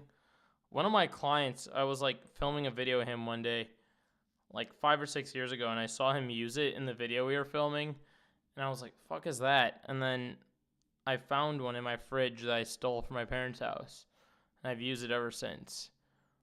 And I bought my mom a new one for Christmas. Because I think I robbed hers, and I felt bad, so I was like, here, I bought you one.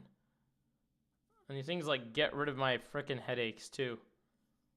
I get like literal physical marks like below my eye when it gets this bad. It officially got this bad. All right, there it goes. Okay, the freaking bump it thing is starting to go away. Yeah. These things are like super useful. I don't even know. I store it in the freezer. Mogging chat, a guasha mogging. What does mogging mean? Things help. Oh yeah, it is. What, Jade Roller. Yeah, it's anti-aging skincare tool. There we go. I'll be alive till I'm 100 just because I use that. Let's go. Break the 85 mold. We'll get to 100. Comparison. And please don't get me wrong here. Being rich must be fucking great. Finally being able to afford everything you want is something I truly wish for anyone. But we simply have to recognize that meritocracy, Flexing on everyone else. Mogging. the American dream, as Trump said, is dead. As Trump said. The true nuclear family dream. The American dream is dead, man. Everybody knows. Many people have said the American dream is dead. Was being able to afford a home, have financial stability, and trust your community. Because of that loss, we've also lost the feeling of what it's like to be proud of ourselves for the hard work we've done. And you should be proud of yourself for working your fucking ass off. And you should have way more in your pocket. God, I feel than you so much currently better have. right now. Dude, these things work fucking wonders. I don't know who invented those things, but freaking, I feel 100 times better But right now. linking your financial success to your dick size. He learned mogging too. I forgot again. I did forget very quickly. You know what? She said mogging, and I think he said mog. Or did he say mogging? Did he say mog or mogging? Goldfish has memory. What? I don't even. Did he say mog or mogging? Because I will do that sometimes. That is something I'll do. I'll hear a word in another tense and like forget the original word. Is the wet dream of the ruling class. If we believe this lie, your masculinity not only becomes fragile, but most important. I think I googled mogging. Let me see. Let's see what I googled. Fuck, if I googled mogging, I'm gonna be... Oh, God. Did I google mogging? Oh, did I google... Oh, I googled mogging. Fuck. You're right. This is what I googled. What does mogging mean? And then I got an AI answer, so I went down to... Oh, never mind. Wait, never mind. I googled mogging, but then arrived at mog. So I guess... Caught. Run the clip back. Caught. I did. Okay. In my defense, I did read mog. So I searched mogging, but arrived at mog, which probably because I read this. Why does that not sound? I don't know. That doesn't sound right or like okay to say to me for some reason. Neither of those words sound okay to say. I don't know why. But mog. Goldfish brain. Goldfish brain allegations are true. That's right. I'm a goldfish. Exploitable. And no amount. Am I streaming past sandwich hours, by the way? Have I gone past? Let me see. Twitch.tv/sandwich. I'm so curious. Nope. She's still on. I thought I've streamed past the hours. Nope. Or self-help will be able to change that.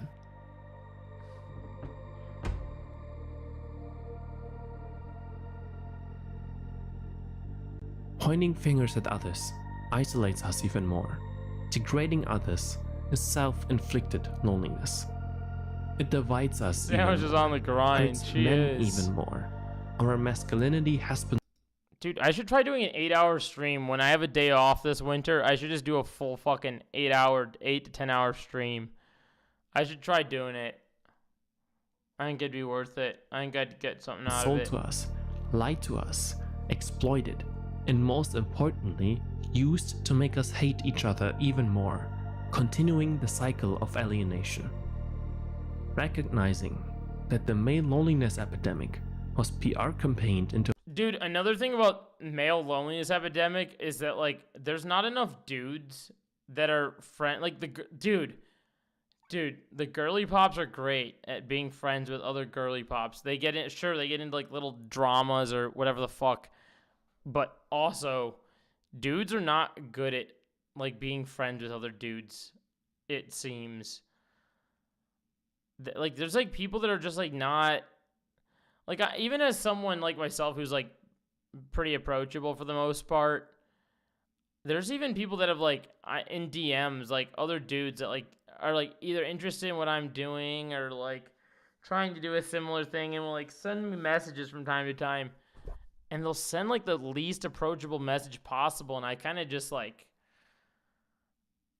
have to let it go because I'm like, ooh, you're not an approachable person, and I don't, it's like I don't know what to say to the person, you know. Oh shit, I gotta take this off my list here. Gotta remove that. I just saw this on my list.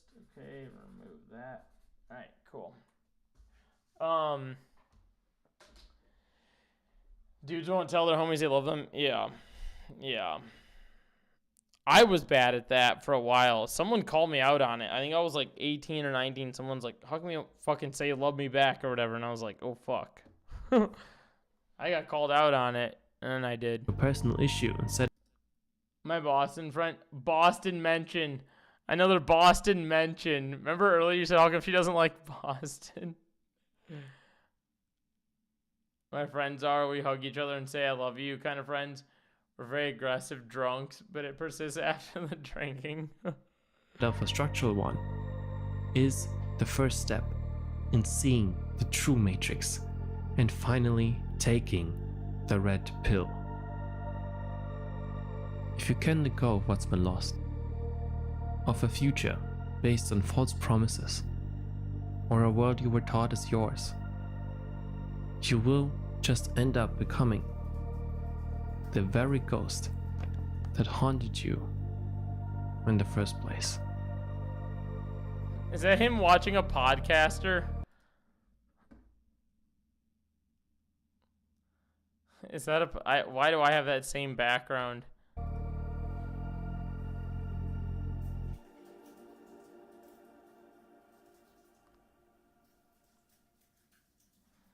Damn, good ass video by the Hasanabi head, Ben Horman. I think YouTube compression ruined some of the low light shots, unfortunately. God damn it, classic YouTube. What did we not get? We saw the Amino video. We saw Calm Feminine Energy. We saw the male loneliness epidemic. We looked at this guy's channel. The chat thing, it's a long video. Maybe maybe we'll venture off to... Oh, we looked at the comments and the Andrew Tate thing. Should we do some goofy reacts? One of my guy friends has this group chat with two other guys we went to high school with. They were really sending each other memes on a weekly basis for 10 years. That's sick. I think of male friendships. And it's also just like you get older, it gets harder to keep up with, you know, friends. But I think dudes need to be better friends with dudes and expand their friendships too, beyond just like their own little bubbles of friends, you know? I try to do that. I think sometimes too much in the wrong direction. And then I inevitably end up finding someone who's like a Trump supporter or something. Then I'm like, oh, uh-oh, we went a little too far over the edge here. But I think it's good to like expand your friendships, right? Because these guys right here fresh shit certainly don't have friends. They sit in a little podcast in their booth and they say, here's how you pull girls without going broke. Because these women are costing too much money, right? They're making us broke. Let's see. I make friends playing in the local music scene. Yeah, that's fucking best. That's the best way to, the most normal way to make other friends. Only go on dates that you are comfortable with. For example, places you go anyway. She's a +1. So, fellas, I've been doing this for a long time, right? A very long time. I've been in every possible situation. Cope. My closest friends that are mentally brothers and have been trying to make more lady friends actually been pretty easy. Hell yeah. The ladies, as long as you find the right group, and there's like some women that have like texted me and been like, yo, I just can't be friends with my lady friends at all. They're mean. And I'm like, fuck, that sucks. That fucking sucks. Which you can think of, good, bad, ugly, on purpose, because I want to learn every aspect of dating, what it really means. But you understand, what is dating? Dating is nothing more than you and a woman. Well, let's run that Every back. aspect of dating, what it really means. But you understand, what is dating? What is it? I want to learn. Like, what does it mean? Dating is nothing more than you and a woman conversating to see where you end up mentally, physically, and spiritually to either come together or stay apart. Now, Didn't this dude basically buy a wife and get divorced? Yeah, then he got that other lady pregnant and then fucking didn't admit it or whatever. It's his projection. I don't know his lore that well. God, one time my friend was dating a pottery maker and ghosted her. But he took his new girl, the first girl's main pottery place. What the fuck? What kind of behavior is that? Dating in the old days meant you're dating for marriage, which was definitely the goal here. But getting married nowadays, fellas, is not a good thing. I would argue that's kind of like stupid, as most men.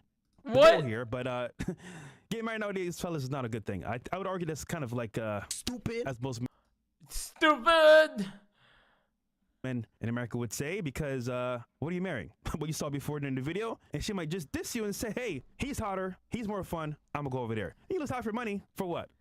Oh, this is unironically feeding right back into that cycle that the guy in the male loneliness epidemic video talked about, where it's like, this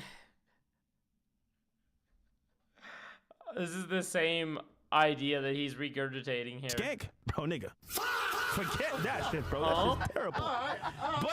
But this is where I say, fellas, go where you want to go. Now, this is what I do all the time, right? I'll set up a date, and let's say I get invited to go to a basketball game. I say, hey, it's me and a girl. Can we pull up? Boom.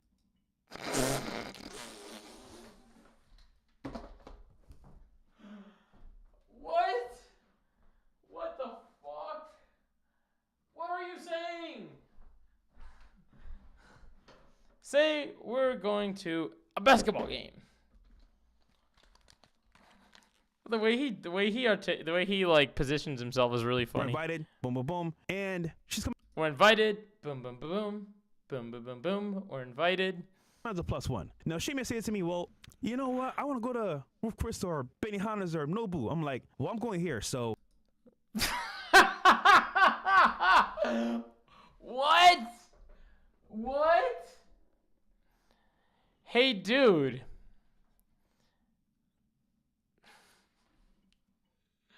I don't know, maybe pick a place and maybe agree to the place and go there and that's your date. Maybe don't. And also, why are you complaining about paying? Why are you complaining? I want to know. Let's hear it. Have fun. And that right there just sets the frame. I'm controlling my situation, what I want to do, and I'm going where I want to go regardless. So let's say the date just flops. You know what I'm saying? Like, she doesn't pass the FaceTime test. She doesn't do well on the date. She's not really feeling me. Well, guess what I just did? I went to where I wanted to go anyway. So if it doesn't work out, cool. And guess what? It is a free event that I got invited to for the most part. And here's the best part. It's my interaction, my frame. So now I'm in control, because if it doesn't work out, fellas, I'm good to go. I still had fun, and she can go home, whatever. I'll call her back up. And fellas, this is where you have to have options, because And if she you can focus go on one home. girl at one time, I get it. That's what you want to do. That's the honorable thing to do. But nowadays, fellas, they got 5 guys in the chamber. You just got lucky that night, and she said yes. That to you. doesn't sound For the like he wants to go on. He doesn't, because he doesn't. Now, if you're a top level guy, you get more options, of course. But for the average American, If you're a top G, you gotta be Andrew Tate, the dating top these- G. man, dude is cooked. So I would just say this, bro. Go to where you want to go. That's the goal. And if they come to Five your guys in the environment, chamber. to your world, good for them. If not, they can stay Did he over say there. five Like I was- guys? Did I miss that? Did he say five guys? So I would just say this, bro. Go to where you want to go. That's the goal. And if they come to your I've got environment, to Culver's. your world, good for them. If not, Justin, what do they have by you? Do they have Culver's, or is Culver's an Illinois thing? I always they can forget. stay over there, like I was saying on the show, Is that a Midwest thing? and get lost. But again, this is the control here, fellas. You're in control. If you let her control the Is that is Culver's our In-N-Out in the Midwest? I think it is. Who's leading who? So, fellas, if you're going on a date with somebody, one of your choice, make sure you're going to where you want to go, and that's going to give you a lot of power because now you can control Amazing, lots of stores in the the Midwest. spending, the environment, what you listen to, and daytime and nighttime. Because I know of each Culver's, setting has a more different Midwest cost. thing. I'm in price tag In-N-Out on it, territory. and are you Damn, lucky you, lucky motherfucker. Didn't they put? It says nothing to do with the fucking video, but didn't they put In-N-Out like just very recently in like Tennessee? I think I could be brutally wrong on this. Oh, 3 days ago. Look at this. I'm not wrong. Look, 3 days ago. In-N-Out is now in Tennessee, in Murfreesboro, Tennessee. Let's see, Tennessee, In-N-Out, Murfreesboro. Look at this, right here. Where the fuck is that on the map? Oh my god. Tennessee. That's Murfreesboro. What the fuck? This is crazy. In-N-Out Burger in Tennessee. Damn, I know. Look, I'm not even fucking far from it either. I could just drive there if I want In-N-Out now. That's so strange seeing it. It's the only, look at this. It's like the only, let's try not to dox myself. Okay. Is my address not on the screen? Address off the screen. Okay. All right. I'm in the clear. Look at this. It's like the only In-N-Out location in this direction.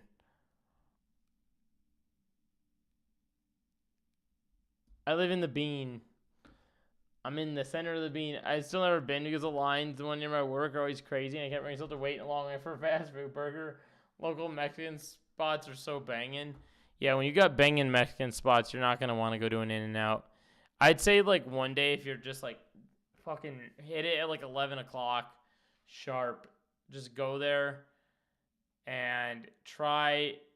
I like their burger. I'm not going to lie. It's such the most, like, American thing to say, but In-N-Out has a good burger. I like their, like, double cheese melt burger, whatever the fuck it is. Very good. It's very good. It's the best thing I've ever tried in my life. It's very good, folks. Many people say it's good. Just trust me on this one.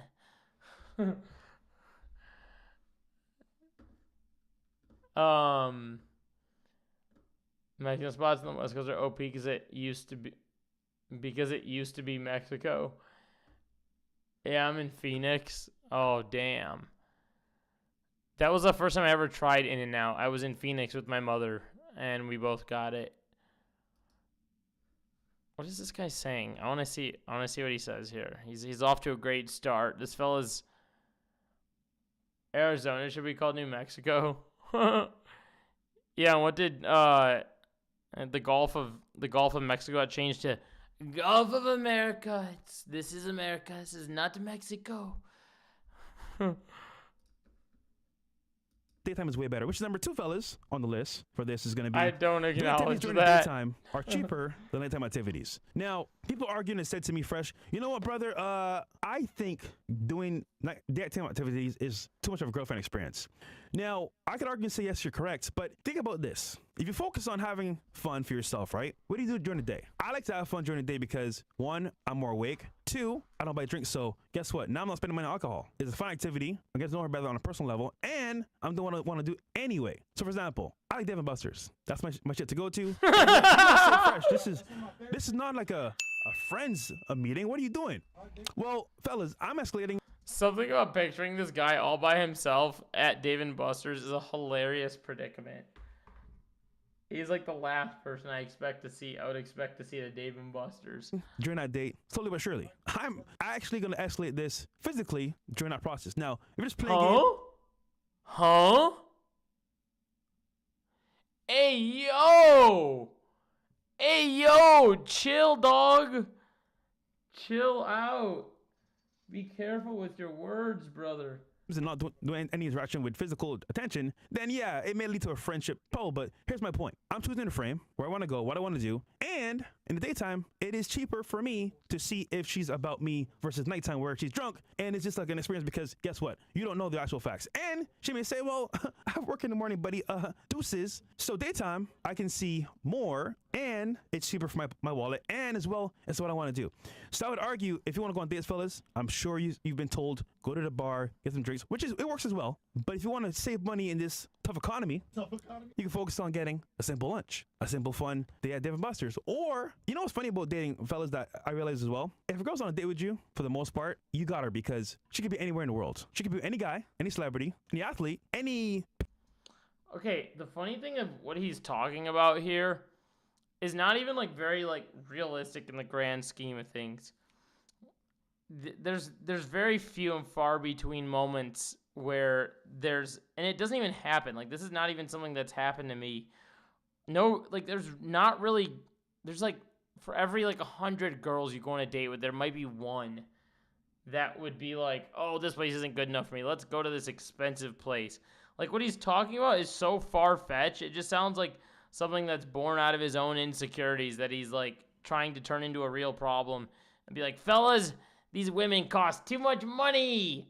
See what they're doing to you? They're taking all the money out of your wallet and trying to produce this narrative.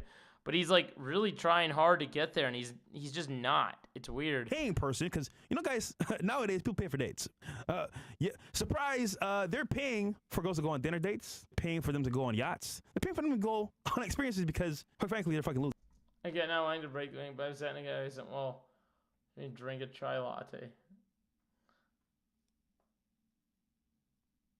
Watching you drink, and it was an uncomfortable experience. Yo, yeah. It can be uncomfortable either way. Yeah. Texas, New Mexico. Just New Mexico, indeed. Any of you hang out in places that are pricey? You're more likely to meet the people who care about that shit, but if you're just out in the wild, regular folks, it's not really a thing. And places that are pricey, you're more likely to meet people. Yeah, exactly. It's all about like the environment that you put yourself in, right? And this guy famously likes to like put himself in those like environments where people will perhaps act in that fashion.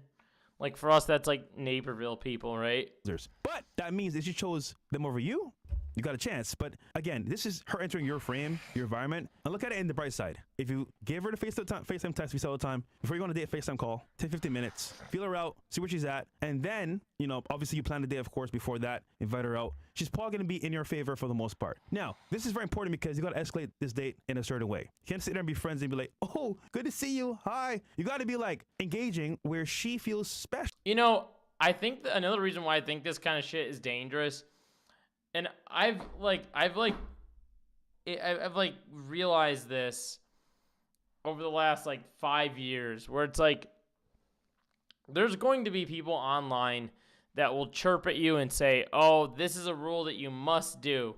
You must say this, you must do that, you must ask this, you must do this when she gets, like all these like must do's or whatever.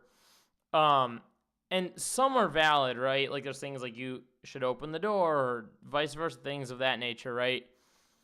But then there's also like things where these dudes are like, you must, like they'll say things like, you must get physical with her the first time you see her and shit like that, which this dude has already said in this video. And it becomes dangerous, right? Because they'll say it alongside other musts and it begins to be this process of things that check out, which nothing is, you know, it's all what you make it at the end of the day, right? And your moral compass is really what determines everything. I feel so weird about this dude knowing that Fit is a pretty vicious racist. I don't know how he can be chill with it. Yeah, I don't know either. That dude's like I'm pretty sure Fit is like also, he's racist. He's also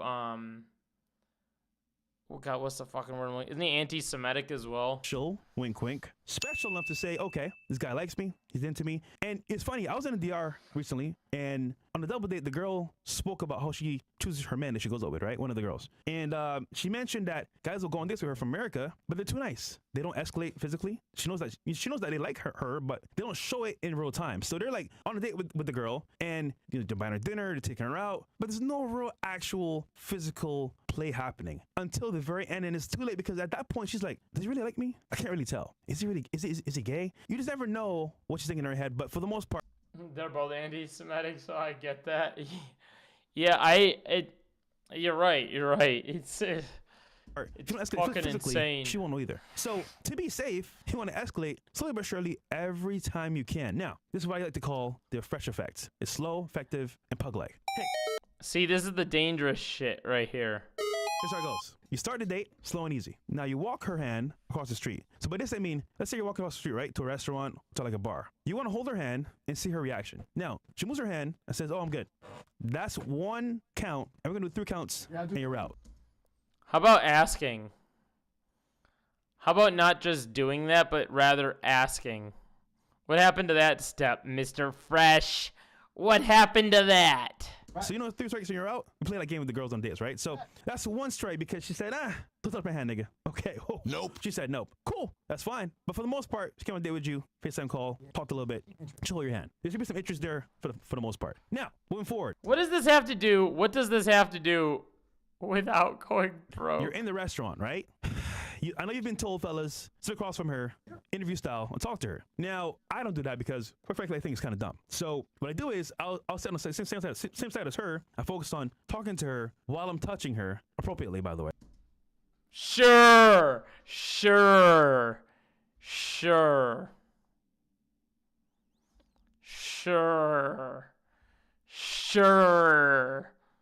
See what I mean? See what I mean by this gets dangerous?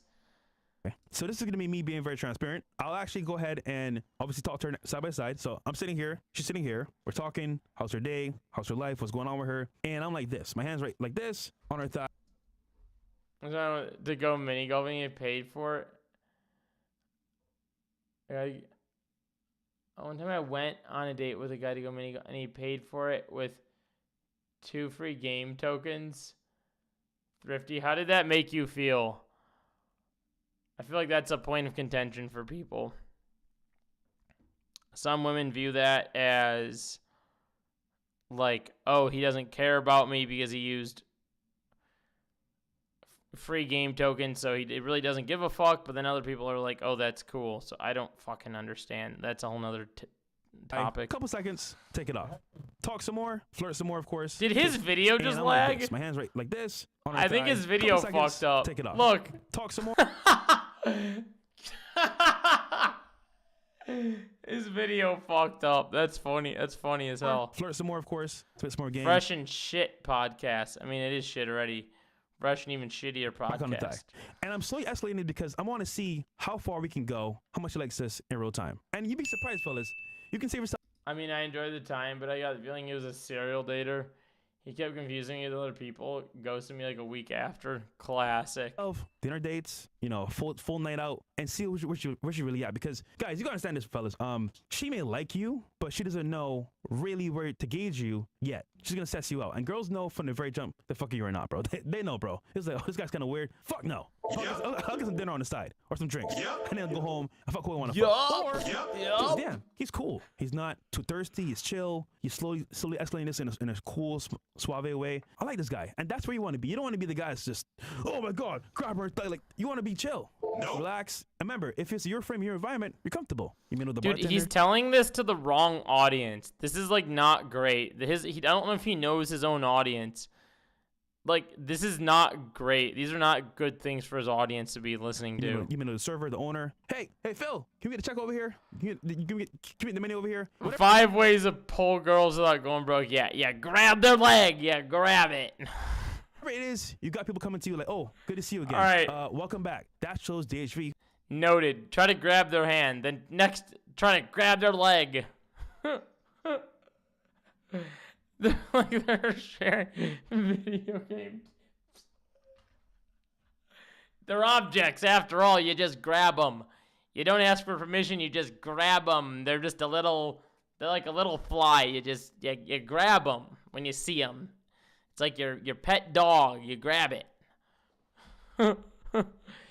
You can pull them by the hand. You can pull them by the thigh.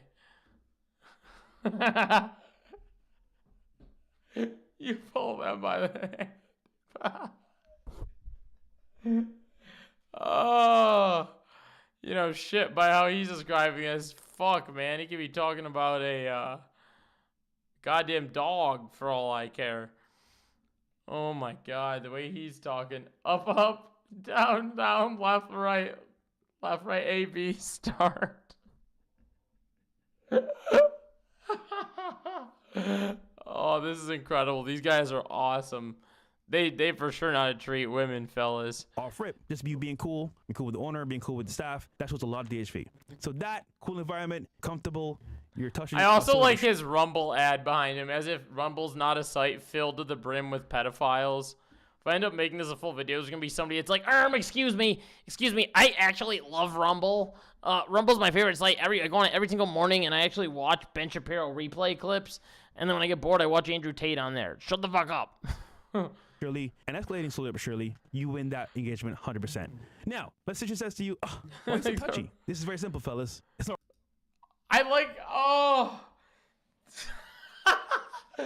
This is so bad.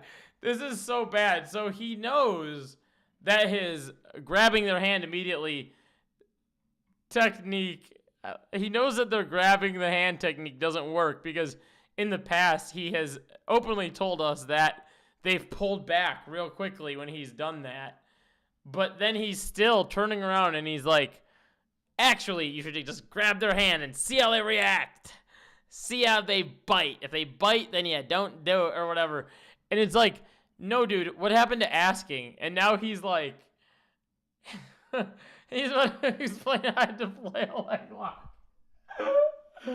I love watching Max's content on Rumble. I'm the Rumble king. I'm surprised you guys are still awake. Holy shit. That's crazy. Let's see. Let me check something. This is not too late. Still chilling. You guys are late night. We got a late night crowd in here. Let's go. You could be like, listen, I'm not gonna lie, you're really hot. No, you can say this. This is very simple. Awake. You could be like, listen, I can't help it. You're beautiful. I just want to touch you. Boom. Simple. Huh? Wait. Whoa. Pausers. Hold on. What? Listen, I can't help it. You're beautiful. I just want to touch you.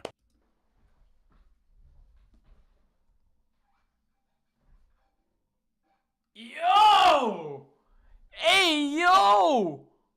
No, don't say that. No. What the fuck? No. You sound like a serial killer. You sound like you're gonna fucking murder her. Ew.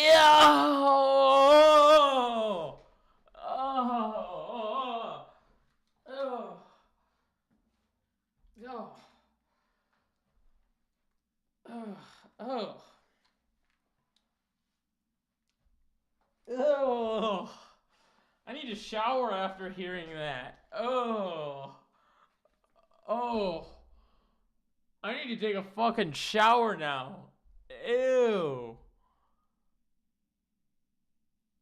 That's like the last words a woman hears before she dies. What the fuck? If I upload this as a video, nope, there better not be a single fucking person to argue me on this. Ugh. Oh. Ah, what the fuck, dude? What the fuck? Ain't no way. There is no shot that he just said that with a straight face. He was very, you're forgetting, he was very good at being suave is the key. If you just, yo, bro, if you're just like super chill, like, bro, it'll be, it's like chill, you know, like, just be like chill. Like, she's just like enjoying her drink and you just got like, you know, look at her and then like pop the question. It'll be chill, dog. Like, it'll be all good, bro. You gotta call her my lady too. And you gotta tell her to get over here on all fours. Come on, get over here. Oh, God. How in the ever-living fuck? Oh. The chill bro accent. That's the second time I've done it on stream today. Ew. Oh, God. I don't even know if I want to complete this video now. He's like, all he had to say is, I'm a fucking pedophile. And then, like, there's virtually no difference in looking at a girl and saying, oh yeah, I'm a pedophile. It's like that, you know?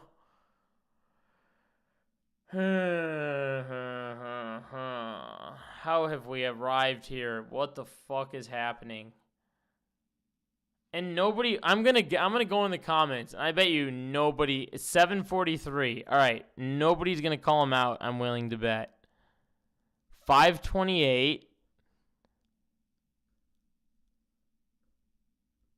Solid advices. Ah, this dude's like a fucking 35-year-old man saying solid advice. This is so dumb. Okay, a normal. For the date, FaceTime call for birds. I always make them come to my side of town. Jesus fuck. Ain't nobody in the comments being like, yo, brother, that's pretty fucked up. Chat is like noted. Oh, do I even hit play? I feel like I have to take a whole fucking shower now. I need to like cleanse myself. Fuck, bro. That was gross. What is he gonna say next? Fuck, if we're already there, what's gonna come next? He's gonna be like, I didn't want to verbalize what I think he's gonna say next, because what I think is pretty gruesome. Oh, this guy, POV, you're on a date. This guy says that to you. What do you do? What? And he's looking at you with those eyes. Dun dun dun dun. Those eyes are slowly approaching you. Dun-dun, dun-dun, dun-dun. The clock is ticking. Dun-dun. Call the police. Run. Jesus Christ. Boom. Simple and to the point. And she can say, boom. Boom. Easy. Simple to the point. You? Okay, cool. I respect that. Or she'd be like, okay. And again, fellas, this is 3 strikes. Or she would be like, okay. No, she is not going to say okay. She will not say okay. She's going to call the police on you and run for her life. And if she doesn't, then that person needs to be studied, because saying that is 100% unacceptable. Regardless of any situation, it's completely unacceptable. Bro, if that happens 3 times, you know what time it is, bro. Just chill, back off, and okay, this is not for me. I got to move on. But wait a minute. So he's saying that the grabbing the hand thing, if she pulled back on that, then you should still keep going. You gotta try to grab her leg after that. You gotta pull her by the leg after that. And then if she still doesn't like that, then you should ask this question that definitely won't creep her out at all, as if the other 2 times you didn't already creep her out. Like, I'm pretty sure a normal woman, by the time you tried to grab her leg, would have been like, yeah, dog, I got a emergency hair appointment I gotta go to, I'm out, and like get the fuck out, right? You do the step-by-step process. You focus on, like I said before, FaceTime call, see interest, playing it cool. Building up to a full Nelson. Yeah, she's gonna show you step by step where she's at. So fellas, I would argue, she's again, gonna show you. What? It's gonna show you step by step where she's at. So, fellas, I would argue, again, the daytime activities are better This might be carry pepper spray. Yeah. because you can feel her out for sure, and of course, it's cheaper and less stressful. Wait, huh? Again, the daytime activities are better because you can feel her out for sure, and of course, it's cheaper and Oh, less that's not what I thought I heard him say, but I had to double check that. stress on you as that date goes on. All right, guys, number 3. This one's very good. Have your date cook for you at the house. So, Have your what? Most people forget it. This is Have very your simple. date cook for you? Oh boy, here we go. Here we go. Women belong in the kitchen. That's what they're destined to do. They got to be in the kitchen. The women should be cooking for you. It's a strategy because One time this guy came up to me to ask me out, and I said no because I had a boyfriend and he left me alone. Sometime later, same guy, and I say no, and he keeps asking why. Because you're nothing but a pressure valve for men to push. Remember that. That's all women are. They're pressure valves, right? again, dinner is always Being sarcastic for people that may not recognize sarcasm. option. You focus on going out on dates and you spend a lot of money on dinner. Of course, I did that for a while as well, and it worked, of course. But as I was getting more health habits and getting healthier, eating out all the time is not good. Actually, I would argue it's bad Only for backed you. off when he belonged. I heard. I belong to yeah, because that's Jesus Christ. And waste of money. So what you could do is plan a home date that's still fun. And this is what I'll do. It's really into you, and you went through the steps like I said before: FaceTime call, checking her interests, obviously showing DHV. She's down to come to your house and cook. Now, is it always gonna be that way? She's down to come to your house and cook.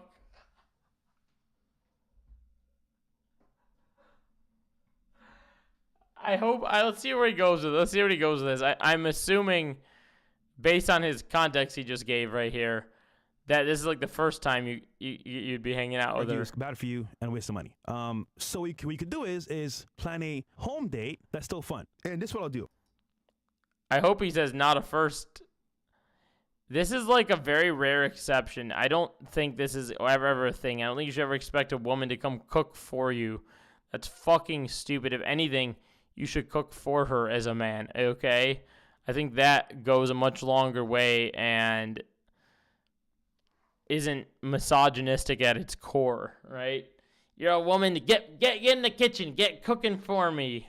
It's really into you, and you went through the steps like I said before: FaceTime call, checking her interests, obviously showing DHV. She's down to come to your house and cook. Now, is it always gonna be that way? No, of course. That doesn't happen every single time because she doesn't know you. You might be a weirdo, you might be a stranger. She don't know, and of course, that has to be broken down in a better setting. Sometimes you need to go out in public and then come out to the crib later if you can. But nonetheless, you can start this very simple. Okay. He did say go out in public, then go. Okay. I'm actually really surprised he said that. I'm actually really surprised that he said meet in public, then house later, based on if you're not a creep. I'm very shocked that he said that while he also had said the thing that we already heard him say earlier in this video.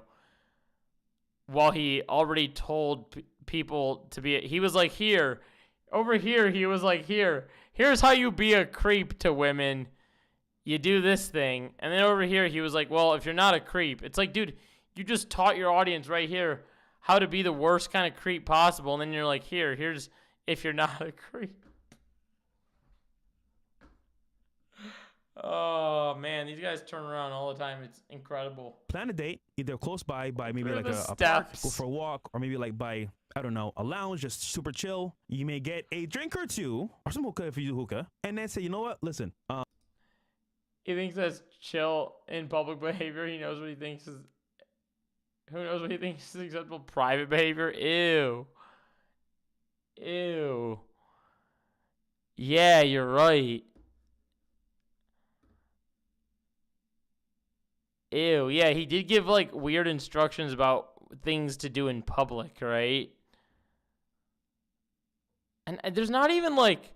It's really odd. If you fall trapped to watching these videos of, like, steps of what you should do, it's, like, pretty bad. I realized, like, when I was getting a bunch of, like, hate comments from these guys' fans, I started to, like, watch a couple of their videos And then I got recommended this guy. Fuck, what was his username? It was like, fuck, what was that username? It was like Burning with Fire, I think it was called. I think it was his channel. Men Advice, I think that's what it was. Well, Fire Burning or something like that. Fuck, I forget the guy's username. But it was a bunch of the same alpha dog advice. I actually don't want to click on that guy's channel. I don't even want to see it again. It was a weird channel. But those guys watch this shit too. Ask her this in real time. Oh, I think it was called, I think this is what it was. I think I just thought of it. Was it? I think this is what it, oh, here it is. Here it is. I found it.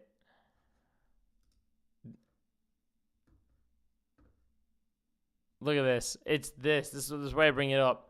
Because these guys act like they're steps. Look at this guy's channel. Playing with Fire. This is what his channel is about. A compilation of text game breakdowns where I walk you through the best way to text girls from Tinder. Like, these, like, steps. The best way to text girls from Tinder and cold approach. This is what his channel is. Sex Unlocked. Easy. Look at the first video on his channel. I went down the same pipeline these guys go down to see what they're looking at. 3 texts that lead to, like, what are we doing here? What is happening? We act as though, like, these are the texts that, like, there's not steps to this, okay? I don't know why we act as though these things are, like, binary. When they're not. They're definitely not binary. But we, on the internet, pretend that they are. Experience, like, before you even go on a date, can you cook, right? You can plan that date, go to the first spot first, let's say hookah spot or chill spot, long spot, and then go to the grocery store, buy some groceries that she needs to cook. She cooks at home. I know it sounds kind of crazy, but this happens a lot, guys, because, again. Then you go to the grocery store. She's not going to act. Yeah, take her to the grocery store because that's the place she likes the most. She's going to pick out ingredients. She's going to cook for you, fellas. So where she belongs. If she doesn't want to cook for you, it'll tell you what kind of woman she is. Then you shouldn't have her in your life if she says no to cooking. What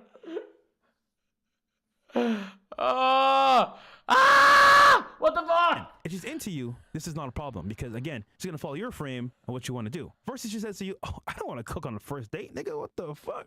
Nope. Yes, she's definitely going to say that. They see one of his video game characters with dialogue. All right, you know where she's at. She don't like it that much, nigga. It's simple.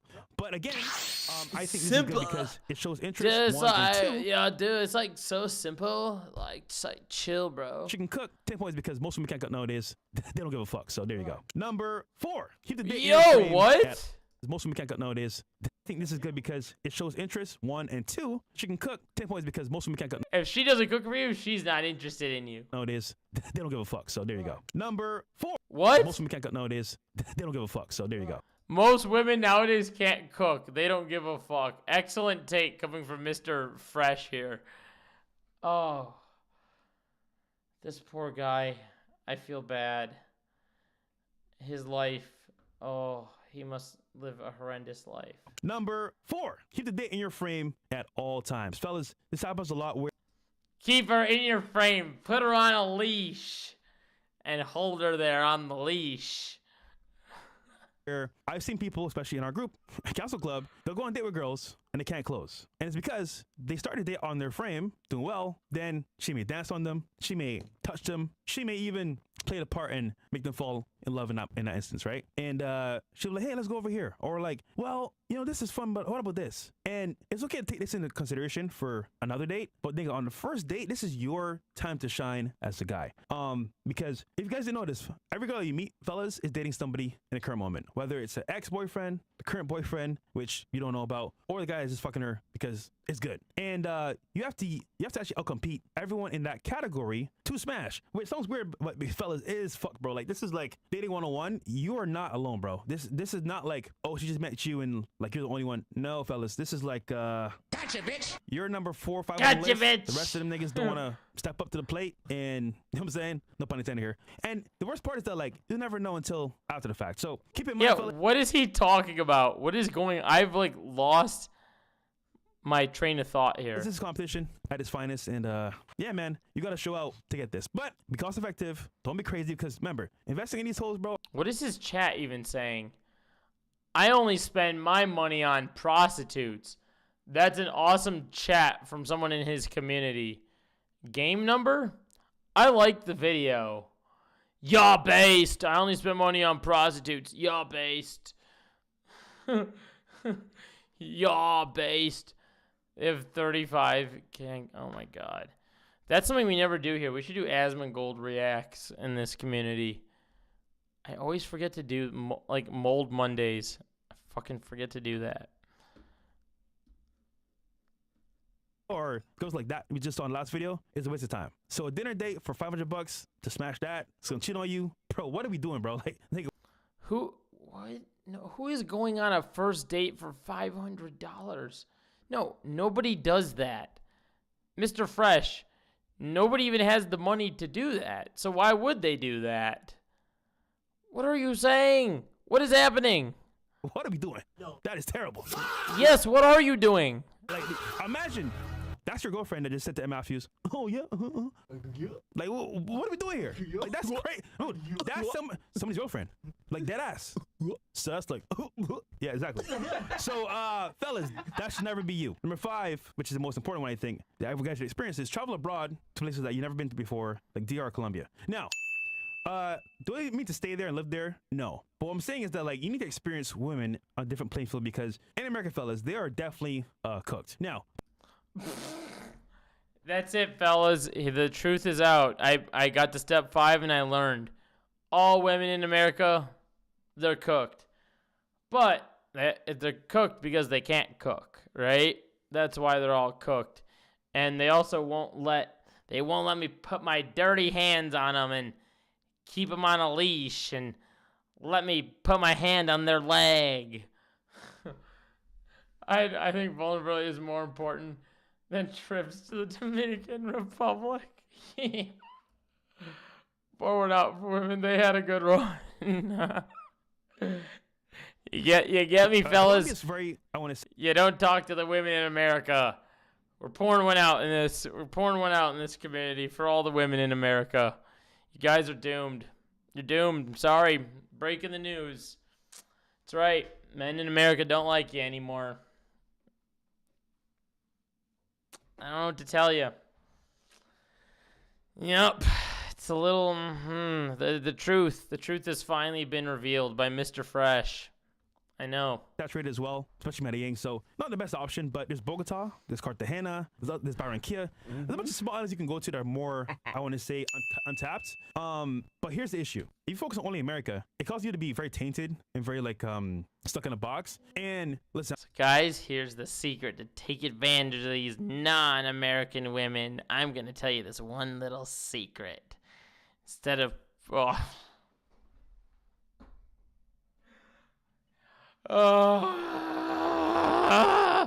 the fuck is he gonna say? That was an amazing experience. I was shocked because I could not believe how cheap it was, how fun it was, and someone would say, "Oh, Fresh, pay for box." No, nigga, I pay for food for all of us, and that was it. It wasn't like, "Oh my god, like we're gonna go to this lounge and then this dinner spot and then the club." It's like, nah, we just had a good vibe. Went to a lounge that was free. Got some food, we got some drinks, and that was it. And the bill is $60. Yo, nigga, what? Yeah. Bro, that was it. $60. And the funny part is that, like, yes, there are zombies over there. What is his chat saying? Not gonna lie, this 304 thing is spreading out everywhere around the world. Do you guys know about what this is? I have to show you guys this if you guys don't know what this is. I've been seeing this on my Instagram feed lately. There's like this thing going around on Instagram calling women 304. And I just learned about it because of a creator that I watch. He started making videos with one of his friends who I presume from afar was a good person. Until this person turned around and started posting content like, look what I'm doing with this 304 or whatever. And I was like, 304? The fuck is that? And I just learned what this is. So I don't know why I can't find the answer actually on Wikipedia, but look at this. 304. 304 woman, a slang term for a promiscuous woman. When 3 words typed into a handheld calculator and turned upside down, the symbols resemble the word what? Resemble the word hoe? Oh my god, what the fuck, dude? We're cooked. And this is what his chat is saying up here. The reason I'm not gonna lie, this 304 thing is spreading out everywhere around the world. What are zombies? You can figure what they are. But you don't talk to zombies. You will pass the zombies and find diamonds in the rough. But I tell you this, Bill. They're 80085. I remember that so well from school. Dude, they didn't let us fucking use our phones to get answers. They were just like, no phone, calculator only. And fuck, man, they even took the calculator away for some math stuff, but we had to fuck around as dudes. And then there was like pen 15 on the calculators or whatever, however the fuck that, I forget how that one went. Or maybe it wasn't pen 15, there was the other, I know there was one other one. What the fuck was it? Maybe I was right, I don't know. There was a couple of those. You'd turn the calculator upside down and you'd be like, look what the calculator says. Sounds gay. 10,000 times better than women in the West that are actually tainted because, again, this is where you got to focus on cost effectiveness. That actual date is worth way more because it's genuine, 1. And 2, guess what, fellas? It's super cheap. Hey, fellas, guess what? You just got to fly off to another country. And you know why? For this, and you're going to pay top dollar for this? And 2, guess what, fellas? It's super cheap. It's super cheap. It's super cheap. All you got to do, pay for a plane ticket, fly overseas, and, you know, pay for a $60 date. It's easy. It's easy. Come on, fellas, just do it. Dude thinks America isn't the West. And you're going to pay top dollar for this? We saw in the last video? That's terrible, bro. Like, dude, imagine that is your wife. You're cooked, bro. You're cooked. Versus abroad. Hey, listen, you can say what you want about going abroad and passport bros and whatever. Oh, I got scared. I thought he said abroad, meaning like, you know, referring to a woman in a very misogynistic way. And then he actually meant abroad. I didn't take it away from him that he would say that. It would be in his vocabulary to say that. They are gonna have less bills, less stress, and more fun. If it goes to get married, especially if you guys, sorry to say this to you, but like America's not a place because the laws are not in your favor, women are not in your favor, and if you do get married, women are not in your favor. I don't. These dudes need to actually give. I would have an ounce of respect for these dudes. Number one, first and foremost, they weren't racist and bigoted. But number two, if they would just tell men that, you know, they got to put themselves in check, fucking be a good partner, be a good person, have friends, maybe go to the gym, have a life, take showers, smell nice, be nice, treat others nicely. Like, if they gave these dudes basic behavior advice, then maybe I'd have an ounce of respect, but fuck, they just don't. But a grandma once said, the woman you marry is not the same woman that you divorce because... What if at the end of these videos, they were like, you just don't shower, you never take a shower. And look, by the way, we have one guy, Asmongold, that we really like. He's never showered. We like that he doesn't shower. He should be like this Fellas, guy. this is going to be your life right here. And who chooses to marry is going to determine if you live or die because that's going to be your wife and financial advisor because, fellas, if she says to you, we're done, nigga, what you going to do about that? She going to say, gotcha, bitch. She going to find herself some money. The next guy will move on. So listen, fellas, that's been the 5 things you can do to save money. Oh, yuck. Ew, ew, ew. Yucky. Gross. You think Lion's getting sued again? Full conversation. Alright, we might have to do the... Oh, Jesus, she's still live? Sandwich is still live. Damn, she's on the grind. What's this? Is rating your looks...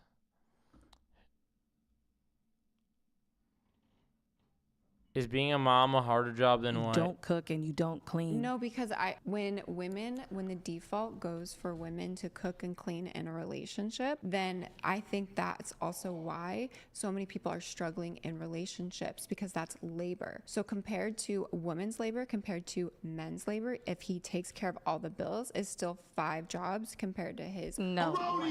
My husband does blue collar work, and what I do at home is nothing compared to what he does outside the house. Okay. And what does your husband do? For Oh, he does construction.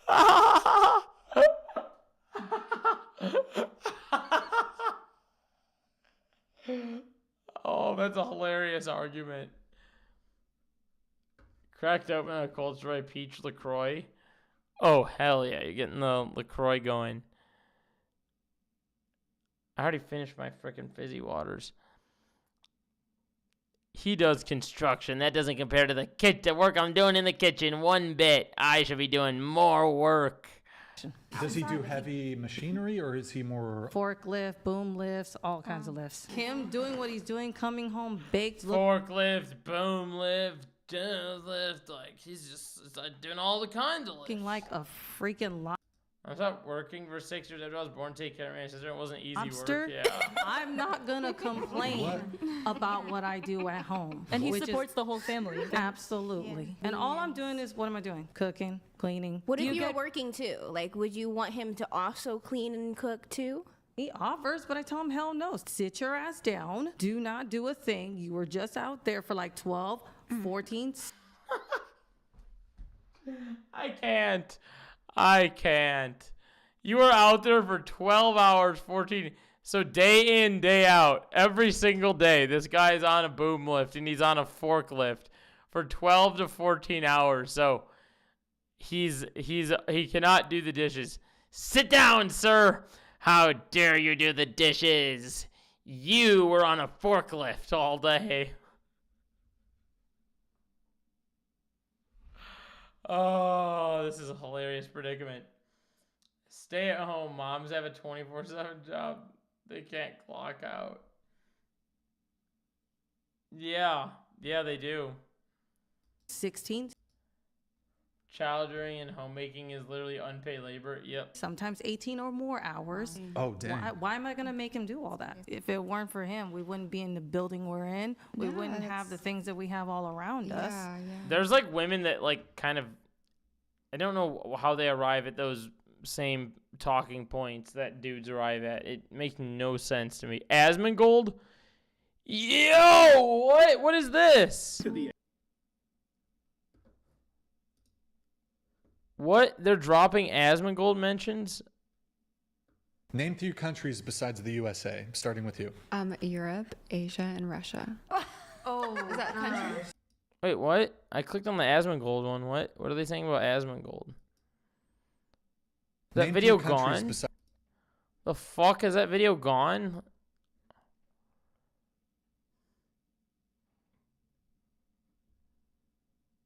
That video's gone. It's nuked. Name 3 countries besides the USA, starting with you. Europe, Asia, and Russia. What is the Asmold up to? I don't think we'll venture into TikTok land. I might not even get to this Chad video. I do need to go hot tub. This is insane. Republicans should be scared right now by the Asmold. Oh no. Well, we could talk about JD Vance. Like, I think JD Vance. Republicans should be scared. I think the Republican Party is starting to fall off. Would he be a better candidate and probably closer? Yeah. Under-deliver on their promises. Just let the Democrats win. That's kind of what I'm talking about in terms of just like why I don't support Vance as a voter. But seriously, I have been waiting for this for years. I am so happy. I am so happy, bro. Like, because I was worried, like, for a long time, this is a stupid idea. No, it's not. No, it's not. Your support is not guaranteed. The thing is that everybody that says it's stupid, the reason why you think it's stupid is because you're still in the cave. You need to come out of the cave. You need to stop existing inside of this little box that they put you in, and it said you can be disrespected or you can get fucked over. Well, no. I don't want to be in this box anymore. This box sucks. This is a shitty box. Saying no, they shouldn't vote for any Republican. That's right. The right-wingers should Not not until vote the- for the Republican. Not unless... Yaw based. Are some of the Asmongold's chatter starting to get... I'm over for enemy of the trader. L. Asmon take? I think some of Asmongold's chatter is starting to get mad at him. Valkyrie talks about the FaZe Clan drama. What the fuck? What did I miss? These on Twitter, and I wasn't sure what was real or not. I missed Well, we that. could talk about... that says is stupid. Maybe we'll have to save this for another react. I did a 4-hour banger. Asmon so transparently doesn't know anything about history or politics. Anyone who watches him is an absolute moron. Yeah, and yet he's the largest political commentator on the platform. The reason why you think it's stupid is because you're still in the cave. You need to come out of the cave. How old is he? Oh, wait, no, I'll watch that one in a minute. Look at his face. No. No, bro. No, how did this Coming happen? out of my cave and I've How been did this doing happen just to me? fine. What the fuck? That's me. Oh my god. No, maybe I am. So, and Friendly Fire, come out of the cave now, Asmon. So 35 is the new 60. Is that right? Give Trump time. Okay, I'm gonna pull you up. Uh-oh. Why didn't he do all this shit that happened in the first term? Why didn't he put Hillary Clinton in jail? Why didn't he do anything? He had 5 years of time. That's what he's mad over. And he's had 10 years of planning. Really? Like, it gets better. Is after this the this Trump is- train yes, starting to exactly. fall off? This is like one of these guys that like, yeah, I played this video game and I thought it wasn't very good. Oh, no, bro. See, you don't understand. If you play the game for like 230 hours, it's gonna be really good. No, you don't understand. See, it gets good after you played it for 200 hours. Cause I played it for like 5,000 hours. What is this? Most of his first term is spent fighting impeachments. It wasn't spent fighting impeachments. And also, what if he gets impeached? Who gives a shit? Like, it doesn't matter whether he gets impeached or not. Bill Clinton got impeached. Who gives a shit? The problem is that, again, do you think that there is somebody out there that could have done it better than him? Because I think that there is. Or maybe there isn't one. No, yeah, there really isn't one. Yeah. It's kind of a doomer, isn't it? So now you're saying if you're a real hardcore Giga Chad right-winger, you should let the Democrats rape your country. Well, yeah, you kind of have to. Like, that's the acceleration.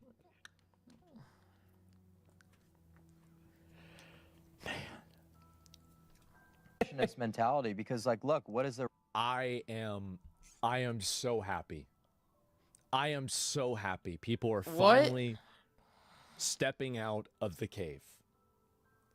They're finally stepping out of the cave. What? This is amazing. Oh my god.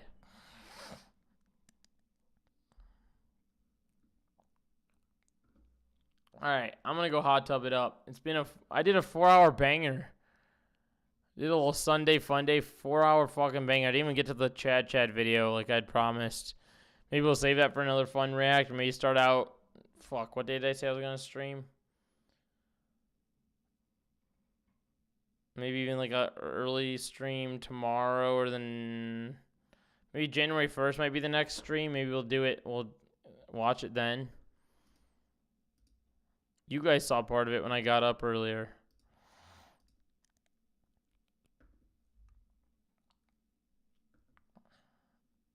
Yeah, I did a fucking 4-hour banger. That's crazy.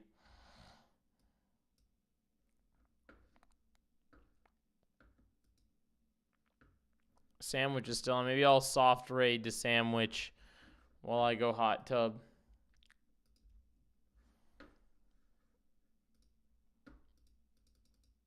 Alright, I'm going to soft raid to Sandwich for anyone that is still awake. Wants to watch Sandwich. We did the Amino reacts. We did a lot. We looked at Michael Nala's, that's whole fucking insane. We looked at Mog.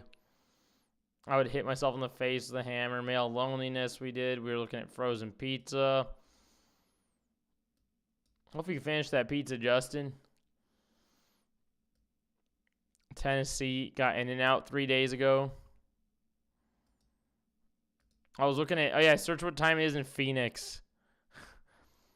I was like sitting there and I was like, fuck, I hope it's not 2 hours ahead. And I was feeling bad.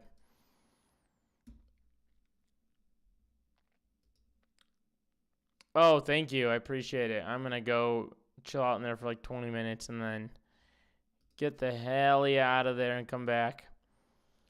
All right. Love you all. Thank you for hanging out. Both you guys. 4-hour banger. We had, who else we had in here? We had, at the very top of chat, we had Rowan in here. Thank you for coming in, Rowan. Appreciate you, Blender. Thank you for being in here. Violet came in too. Thanks for being here, Violet. We need to earn Wi-Fi back. We need to get Wi-Fi back. Wi-Fi is devout of, or Wi-Fi is not to be that. We thought Wi-Fi was someone else. Turns out Wi-Fi was not. It's been vindicated. Charlie Cook, so embarrassed. He kicked Dean Withers. Wait, I never even realized this. Was this? Hey everyone, Dean? I'm at California State University Northridge. Oh, that was this Parker guy. Okay, I thought that was Dean Withers that got to debate. Kirky. Well, we could talk about... Oh, should I end it? Oh, I can't. Guys. Is this how we end stream? I think we're going to have to end it like this, folks. You could.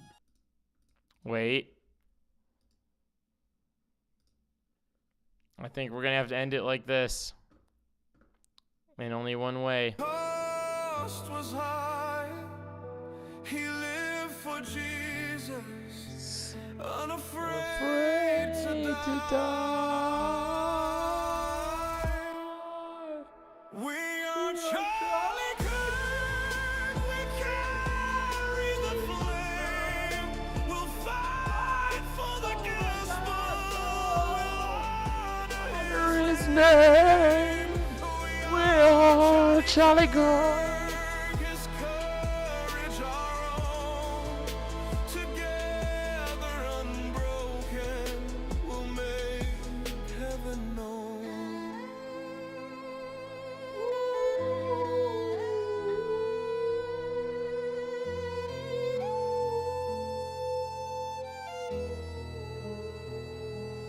Husband, a father, his family held near, a home built on scripture, on faith without fear. The world tried to silence, but his voice remains. Innocent echoes in Christ it sustains.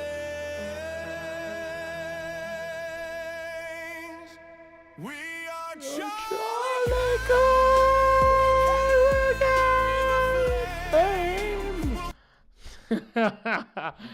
All right. That'll do it for the stream. That will do it. Adios, amigos. I will catch you guys later. Peace.